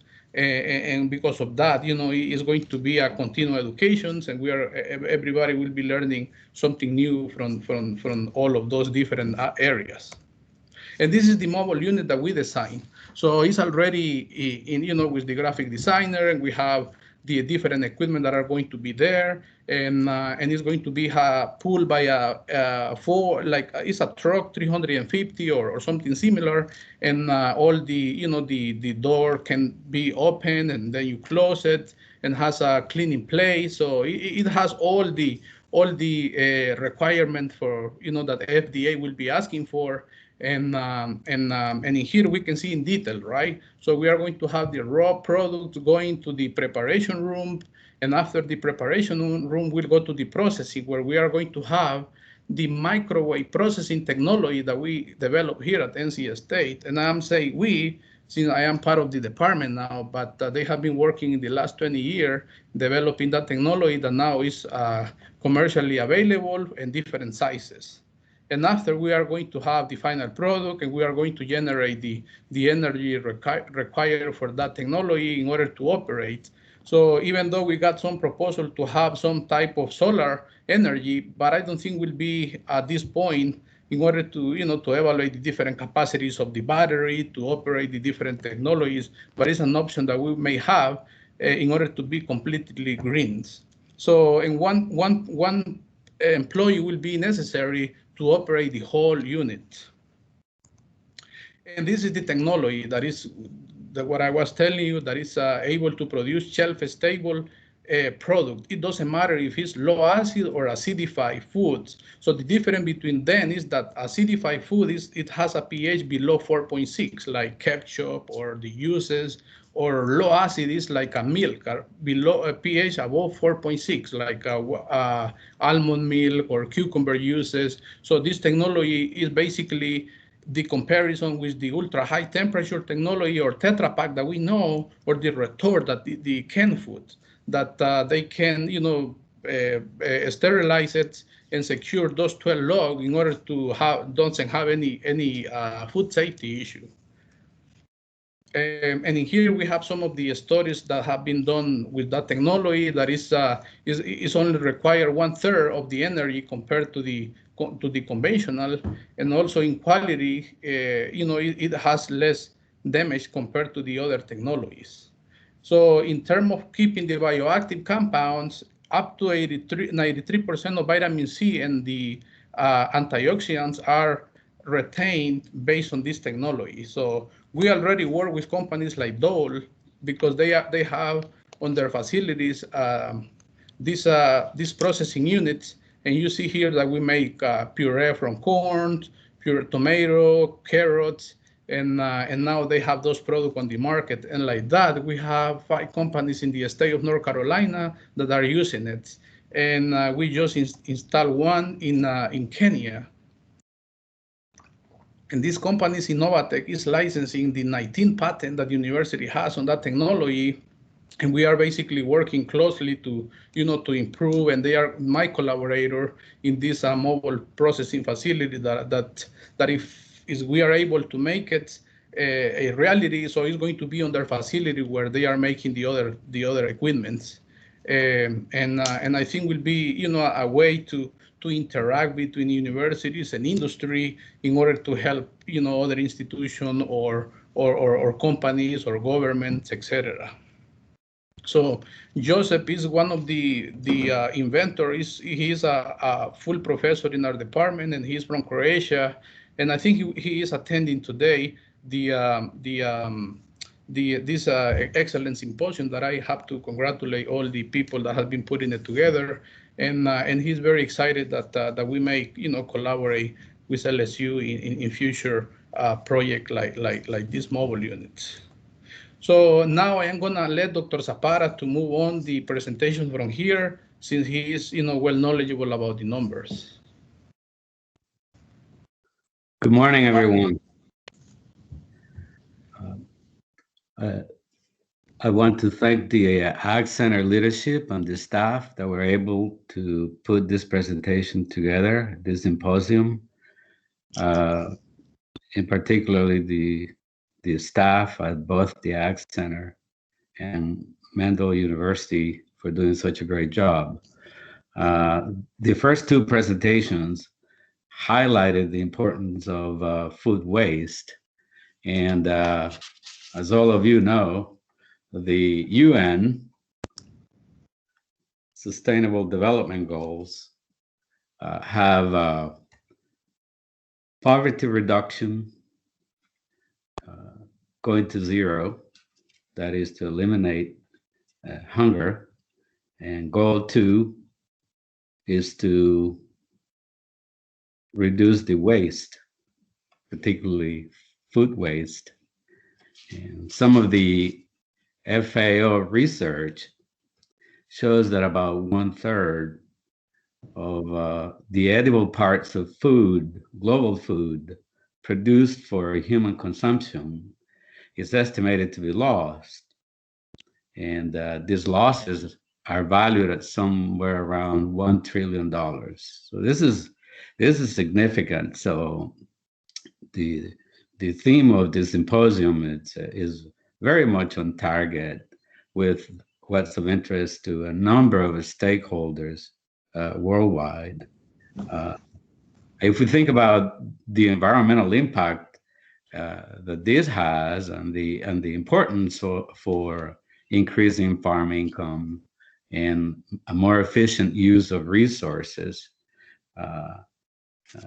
FAO also estimates that food losses and food waste add up to about 1/4 of the overall cropland and fertilizer used globally. So from that standpoint, this is a very important topic, as Professor Marvin has pointed out. One of the impacts that is not analyzed in detail is how this could increase, or how food processing technologies could provide a means of solving or reducing this food loss and food waste issue, and the impact that could have on farm productivity and revenue.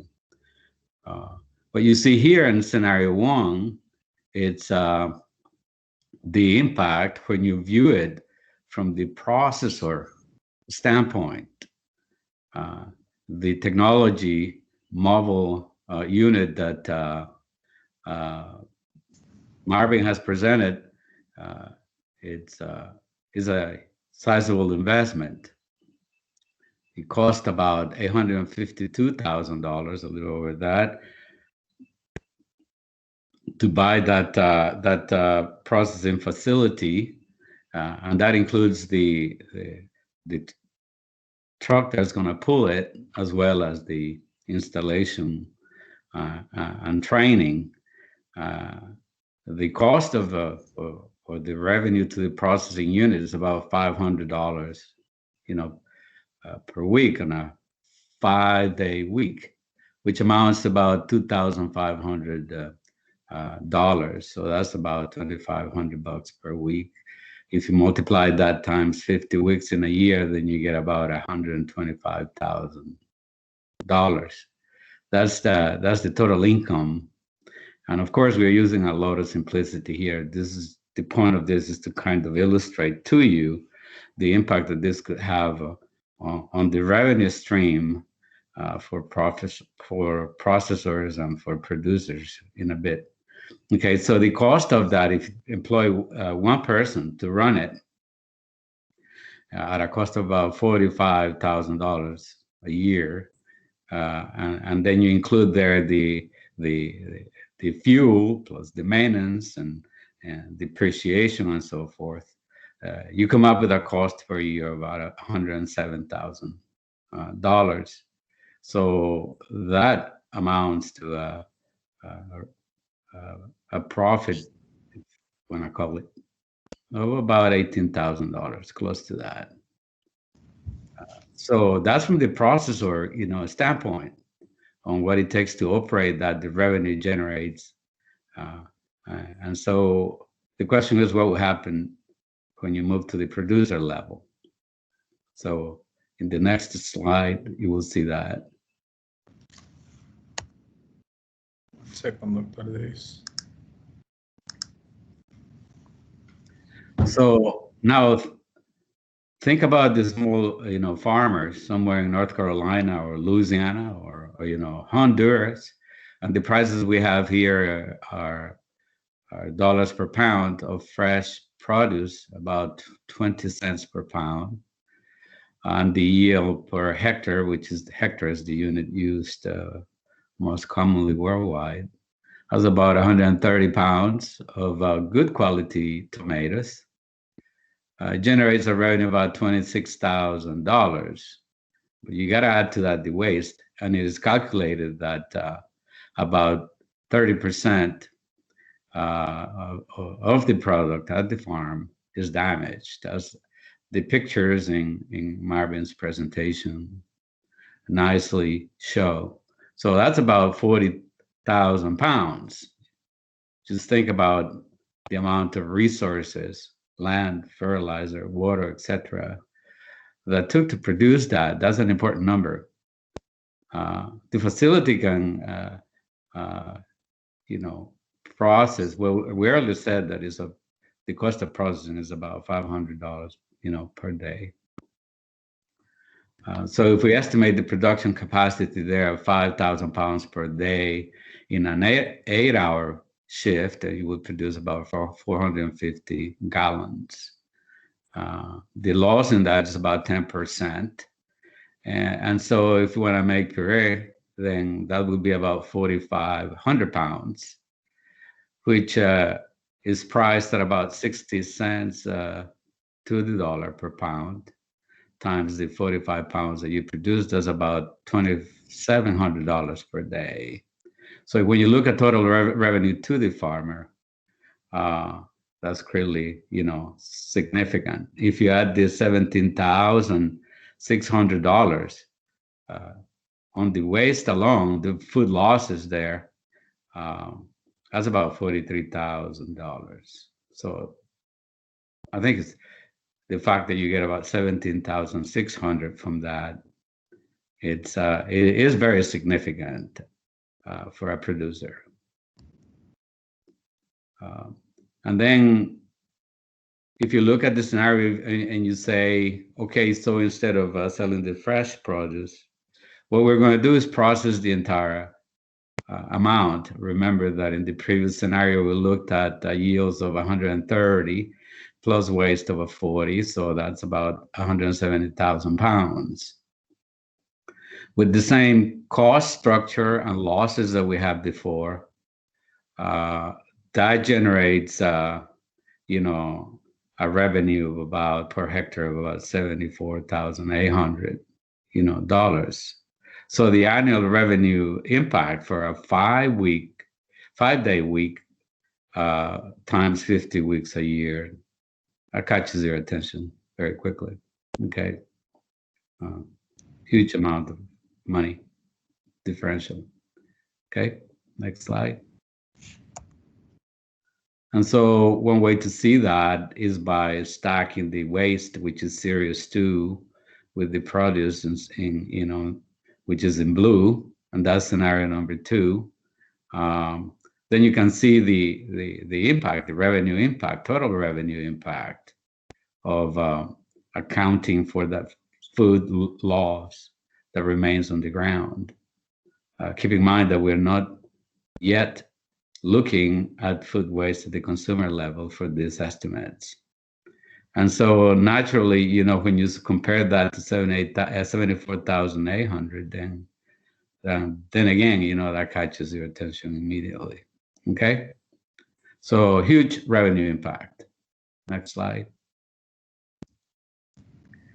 And so part of the work that we're doing right now, it's and this is primarily Dr. Moncada's work. It's thinking about ways in which the accuracy of and traceability of product can be targeted, and this app is going to allow you not only to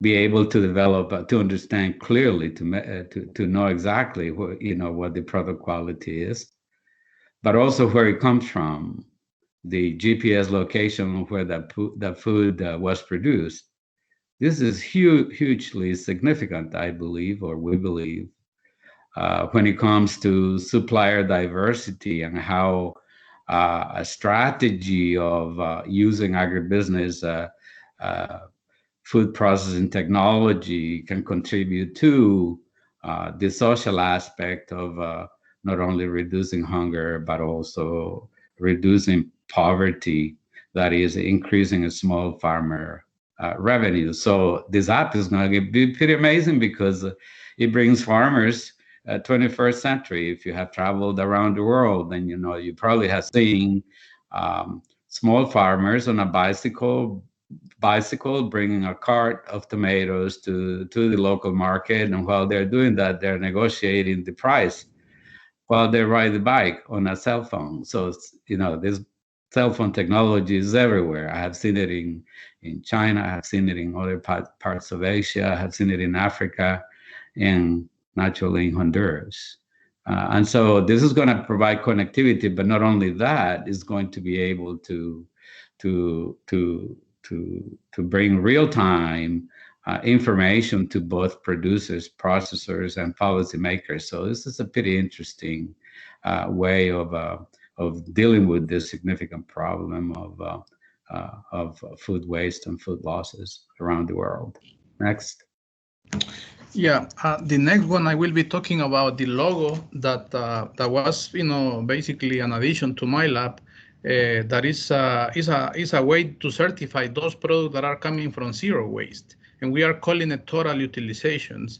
And we as a lab, we are going to be able to certify those products that are coming from that pathway, even though we are still working on the total utilization index, because we may not be able to use the 100%, but we are going to be establishing percentage. If it's already 80 or 85, so it's in that bracket that they can use that logo, and NC State University will be able to license it.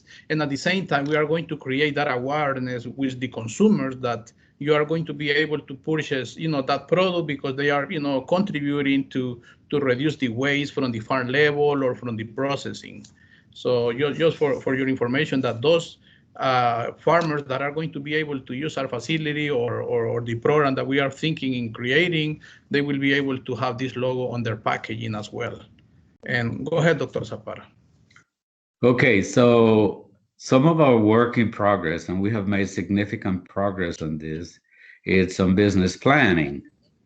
So if you're buying this food technology, food processing technology, and you are somewhere around the world and you want to bring that plant to the bank, then you got to do some stress testing on the risk and uncertainty on that business plan, and so this is where these financial tools of simulation, particularly Monte Carlo simulation, come into play. And what we're doing is looking at specific locations and asking the question, what are some of the risk factors, and what is the uncertainty that we might not be working at full capacity because of yield risk.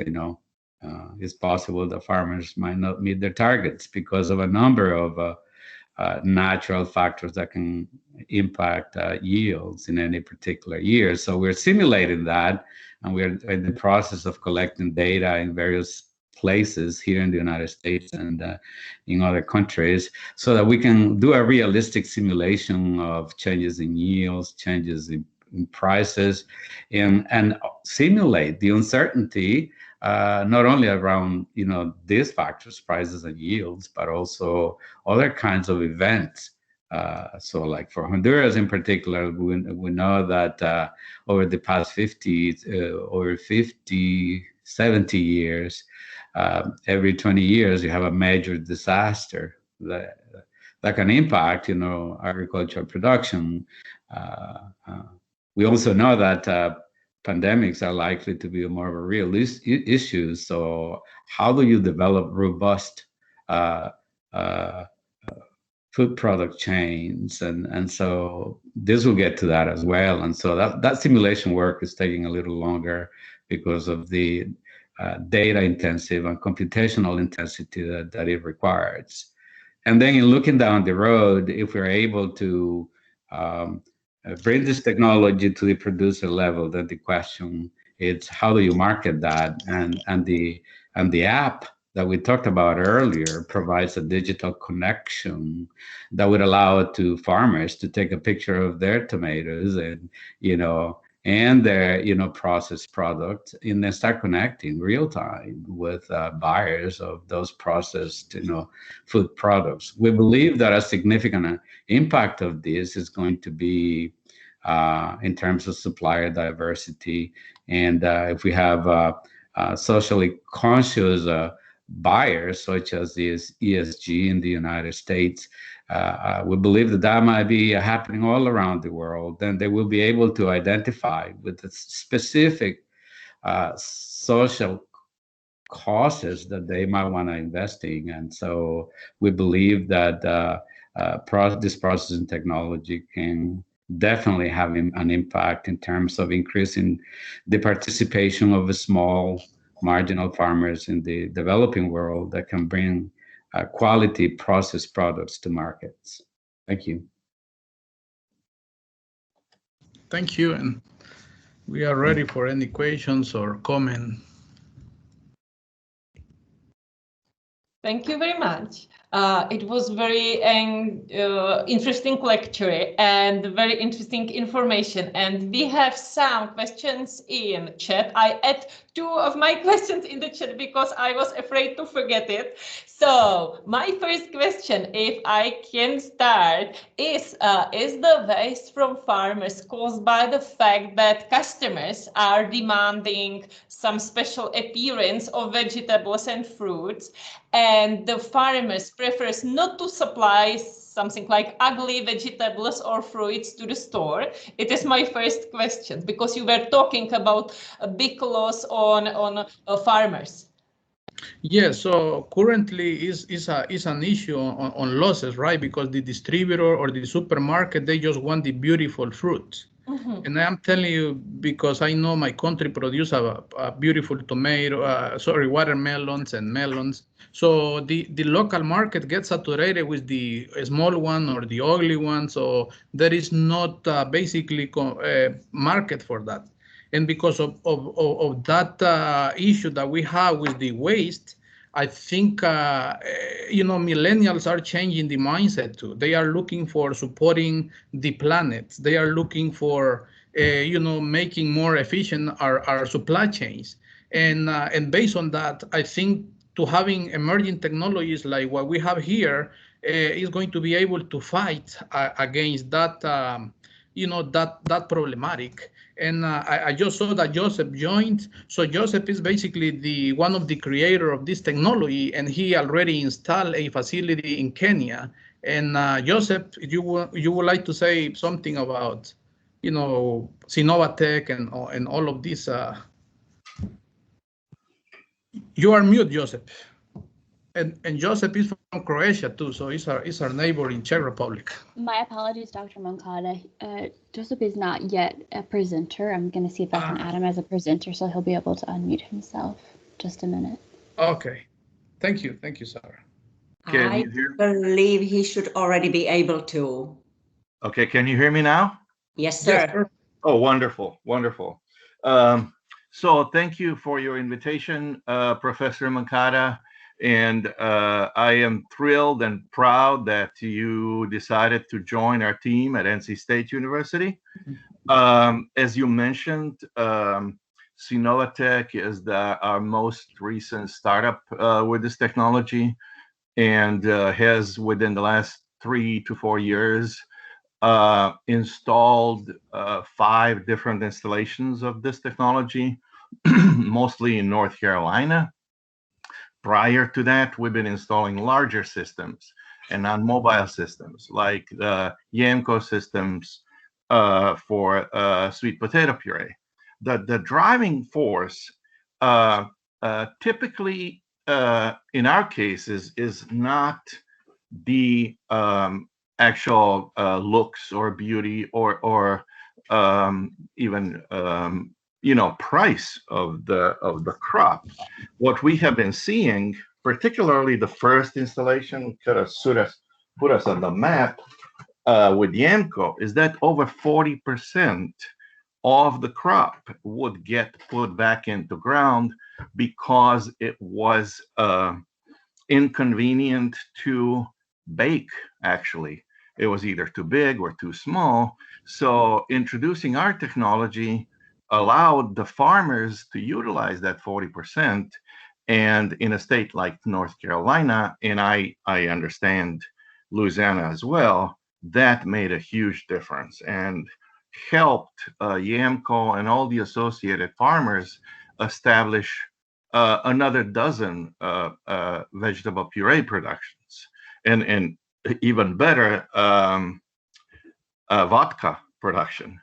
So what we have been seeing in our latest communication and travels with Africa is, for example, the loss rate of crops of mango, pineapple, guava, and similar crops exceeds typically 65% because there's no way to preserve it. There's no market. The locations are too far.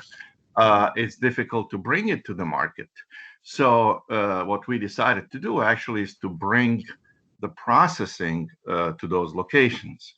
So in addition to the plant near Nairobi, Kenya, we have also signed an agreement to build a much larger plant in South Africa and are in negotiations with several different countries like Ghana, Uganda, Nigeria, Burkina Faso.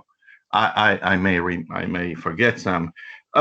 Typically, it takes a couple of years to raise the funding, and once the production starts, the numbers that were mentioned previously are typically met very, very quickly. And then just the final note is in Raleigh, North Carolina, we have just started production at our first wave facility, which integrates advanced nutrition, advanced processing, and advanced aseptic packaging to produce very high nutrient content for novel baby and infant foods. So already 3 different brands are being co-packed at that facility, and you can look them up. One is called Good Feeding, one is called Cerebelly, and I'm not sure I'm allowed to disclose the third one, but they definitely make a good promotional material for Professor Mankata's efforts and gatherings like this. You can tell I'm a professor at NC State by the long answer I've given here. Thank you. Thank you, Joseph. As I was mentioning to them that NC State has been working in this technology for the last 20 years, and you were, one of the creators. And because of that, Sinovatec is licensing all the patents to build it different sizes. So, and we are very excited to, to be part with LSU to do the business simulation with Dr. Zapata to, make it more, I will say, to convince for, entities to invest in these units because I know it's great to be, tackling the food waste, but profitability is important as well. And because of that, I think the project is going to be even stronger with Dr. Zapata, support on this project. No doubt. We're very grateful to see some really hard and encouraging numbers. We've been basically flying blind in that sense. But lucked out because of the abundance of materials to process and their low pricing. Yeah. Dr. Leah, do we have more Yeah, thank you. Yeah, it was interesting, so I was listening. Okay. Yeah, we have more questions connecting with your presentation. Do you have any data about pre-harvested food losses, harvest leaf in the field in Honduras? I do have the document that USAID did in the last 2 years, but we have, I will say about 35%. And with the two big hurricanes that we had last year, we have even more because it wasn't able to export what we normally export during that time of the year because all the roads were, damaged and there were no port. So last year, I can tell you that was worse in terms of wasting more fruit and vegetable in Honduras. Thank you. And another question. In the Czech Republic, there are some non-profit organizations that are collecting unharvested vegetables and fruits in the fields and then give them to the needy, for example, through some charity, for poor people and for this. And is something similar, some similar activity also in US? Yes, the thing is, those are great activities, but if we think about 500 acres, so in order to collect and distribute those 500-acre, wasted food, I think will be difficult to give a news. Instead of we move the mobile facility to those places and we make puree or we make I don't know, cucumber concentrate, and then we can give to the people that it has 2 years of shelf life. So in terms of preserving the food, it's going to be much better to give value added instead of just, collecting the fresh vegetable and give it away. So at some point, I don't think we'll be efficient on the long term because of the volume of production. Yeah, so it's not the strategical solution. Your way is more strategical. Yeah. Yes, and also think about that companies that make ketchup, they buy tomato paste, for example, right? So if we are able to connect those farmers that are producing tomato paste to the big ketchup company, so it's also a profit for them. The same thing will happen with pineapple concentrate, and then we can sell it to the big companies that are using the pineapple to make uses. And the oranges, I forgot to mention about the oranges in Honduras that we produce as well. In Louisiana, we produce a lot of tatsumas, and I think we should be able to concentrate and then make them shelf stable for 2 years, and then have more time to sell it nationwide. Super, thank you very much. And also there is in chat, there is from Sarah that on LSU, some potato drop feeding hungry families in Baton Rouge was made. So we can see this video.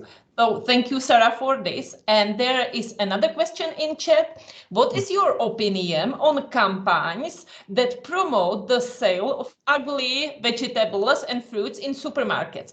Can the cheaper price of imperfect pieces be a part of solution of this issue, in your opinion? The thing is, I think it's a market for that, but sometimes the supermarket, they don't want to take the risk that they are going to be buying a container because Walmart buy, I don't know, 20 container of tomatoes. So one of the containers is just ugly tomatoes, and they don't know where it's going to be. We are thinking just in the big picture. However, if we do it at the local level, I think will work.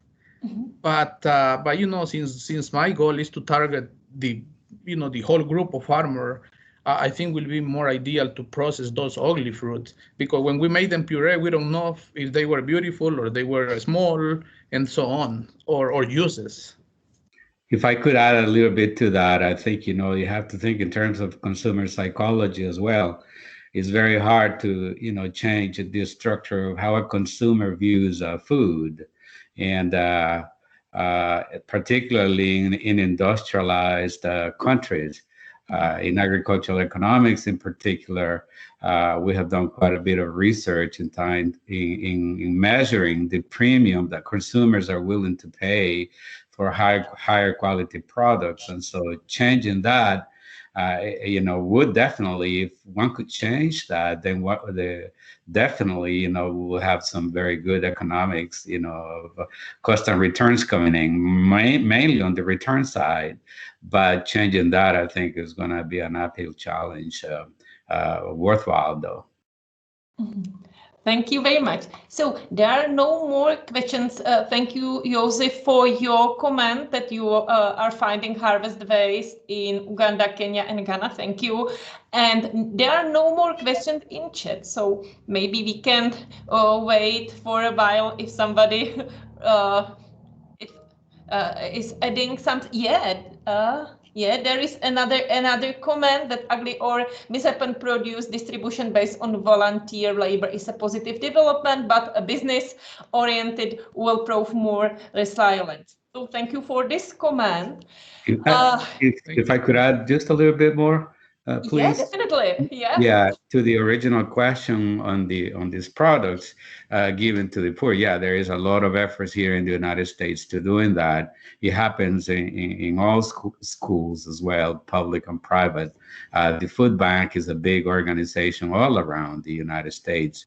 But please remember that we're not trying to compete with that. In fact, what we're trying to do with this food processing technology is increasing the expected life of the product. So as opposed to having fresh product available for a couple of days, you have a technology that can extend the shelf life, for months and years. And so when you have that, then you're definitely providing more resilient supply chain of processed food products, which is an important factor to consider. Definitely. Thank you for this comment. So are there any questions from the audience? I can't see any more.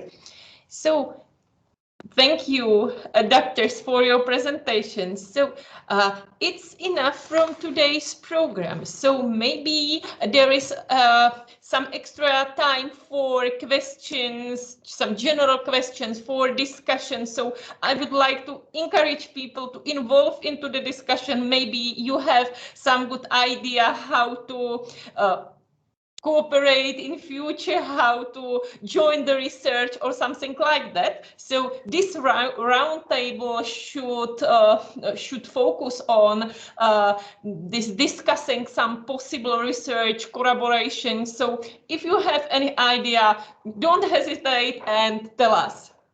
Could I make a comment on that? Yeah. So like on the first two papers, I really enjoyed them. I think they're addressing a very important issue. And I gave you numbers on FAO's estimates on how these food losses and waste contribute to about $1 trillion waste, worldwide. When you come into the issue of how land and water are used, and particularly water that's becoming such a critical issue worldwide, and when you talk about tackling this issue of poverty reduction, then I think there is definitely a link that we need to make in terms of providing these quantitative linkages on the impacts of reducing food waste at the governmental level. So I think we need some level of cooperation between academia, research, and highlighting the how these technologies and what the research shows can address directly the social dilemma between we're wasting food and making that a value product that that can reduce hunger worldwide. I think that might have some interest. The other is we don't think of it that way, but when you address the food loss in particular at the producer level, this is a free pretty much exercise in increasing farm productivity and farming efficiency. And that dialogue from a policy standpoint could be a very interesting one. I think it's pretty hard not to be interested in the topic itself, but at the policy level, we need the policy connections that will facilitate the collaboration between academia, government, and private industry, which I think is the main message that we give, with the paper that we presented, provides for an interesting vehicle to create a forum to discuss these ideas. And perhaps, one day we can see that collaboration come to forth. It's very possible that, at least in the case of Honduras, we see that there has been a poverty reduction strategy for years. And recently there has been tremendous interest in value-added initiatives that could bring, increase the level of income of farmers and also provide a more resilient, supply chain. From a policy standpoint, again, that could be very attractive. And so perhaps one of the things that we can do is promote and present these ideas to people in government who have the decision-making abilities to make this become a center fold project of public policy. Super, thank you very much. So, Joseph, go ahead. Anyone would like to tell us something? Because we have some time. We have about 20 minutes for discussion, so we can discuss. Dr. Joseph has a raised hand, and I think you need to unmute yourself. Does that work on your end? Okay. Apparently, yes, apparently so.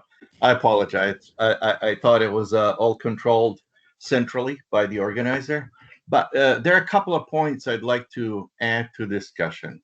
One, if this collaboration ever leads anyone to visit LSU or NC State or the Food Innovation Lab where Professor Moncada is located, please consider visiting one of our facilities in North Carolina.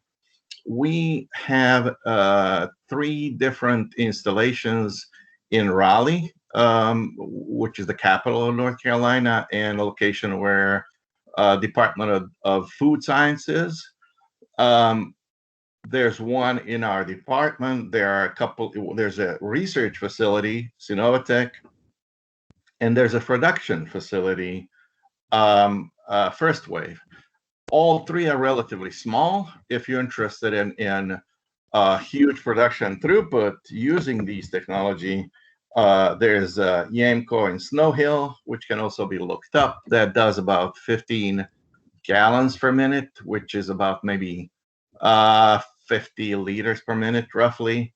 And there are a couple of larger installations in Troy, North Carolina, where the largest one does 30 to 40 gallons a minute, which exceeds 120 liters per minute. And the other point I wanted to make is that if we are thinking of food waste and food loss, let's not forget that it is not only physical. It is not just something you can hold in your hand. Because we are generally employing outdated and severely damaging technologies in food preservation, we tend to lose the most valuable bioactive ingredients, like in soups. So going in specifically with antioxidants, with polyphenols, with anthocyanins, typically we will get losses exceeding 80 to 90%. So new technologies at any production level, any throughput level, that minimize this and instead preserve typically over 90% of bioactive ingredients, prevent that type of waste. And it's one of the reasons why they have been installed primarily for foods from most sensitive population segments, like babies and infants and senior people, and as nutritional supplement technologies as well.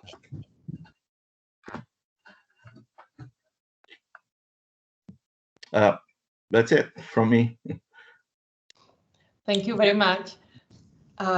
I would like just to ask Ivana if it is now okay to finish, or should we discuss it more, or what we shall do? I would like to say just it was very interesting for me personally to hear about food waste from different perspectives, and I would like to thank the organizers for the opportunity to participate in this roundtable. So thank you very much. So could I add one more comment? Is that okay? Yes. Hello, can you hear me? Yeah, we can hear you.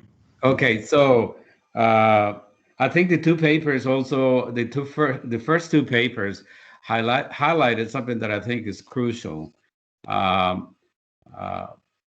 Most countries around the world, and even in industrialized, nations, don't have a consumer level or processing level, national database on food waste. And I think, one of the important contributions of this type of research comes from highlighting to policymakers in charge of developing data collection instruments to consider developing such data. I think, that it's something that will definitely add more accuracy to our numbers. And my guess will be that when that is done, then we will have much better estimates of the economic impacts of reducing this and the interplay between environmental quality, production efficiency, and food security. In countries where per capita incomes are increasing, and this is what the new literature shows. I invite those who have interest in this topic to check the 2020 issues of food policy, and you will find there at least two papers that highlight the importance of increase in per capita incomes, particularly in China and other BRICS countries. And as per capita incomes increase, the food waste tends to also increase, which becomes an important argument to make in terms of the need to be able to better measure the size of food waste at the consumer level. Thank you. Thank you so much. I would like to thank all of the presenters today, and also, of course, all of the participants for the questions, because it is our goal for this week to create platform for interaction. If there is anything that our team can do in the future to provide connections or exchange information, we will be happy to assist all of you. But before we go today, I would like to bring your attention to some of our tomorrow's topics. Our regular session right here on this link at 8 o'clock Baton Rouge time, 2 p.m. Czech Republic's time, is going to be covering the human nutrition and especially fruit and vegetable nutrition. But we're also very, very proud to introduce a kick-off session of a joint LSU Mendel new course on comparative study of regional food systems. And that will be a simultaneous session. It will actually start at 7:30 Baton Rouge time and 1:30 Czech Republic's time. And it will be on a separate link via Zoom. This will be ran by Dr. Fannin of LSU and Dr. Drahal of Mendel University. And they have made that first kickoff session tomorrow open to any faculty member or any students that would like to just visit and observe. And we will be, if you don't have that link and you are interested, we will be posting that link right here as well. But as I mentioned, that session is going to that course, that new joint course will be via Zoom. Other than that, thank you so much for all of your participation. And we hope to see you here tomorrow.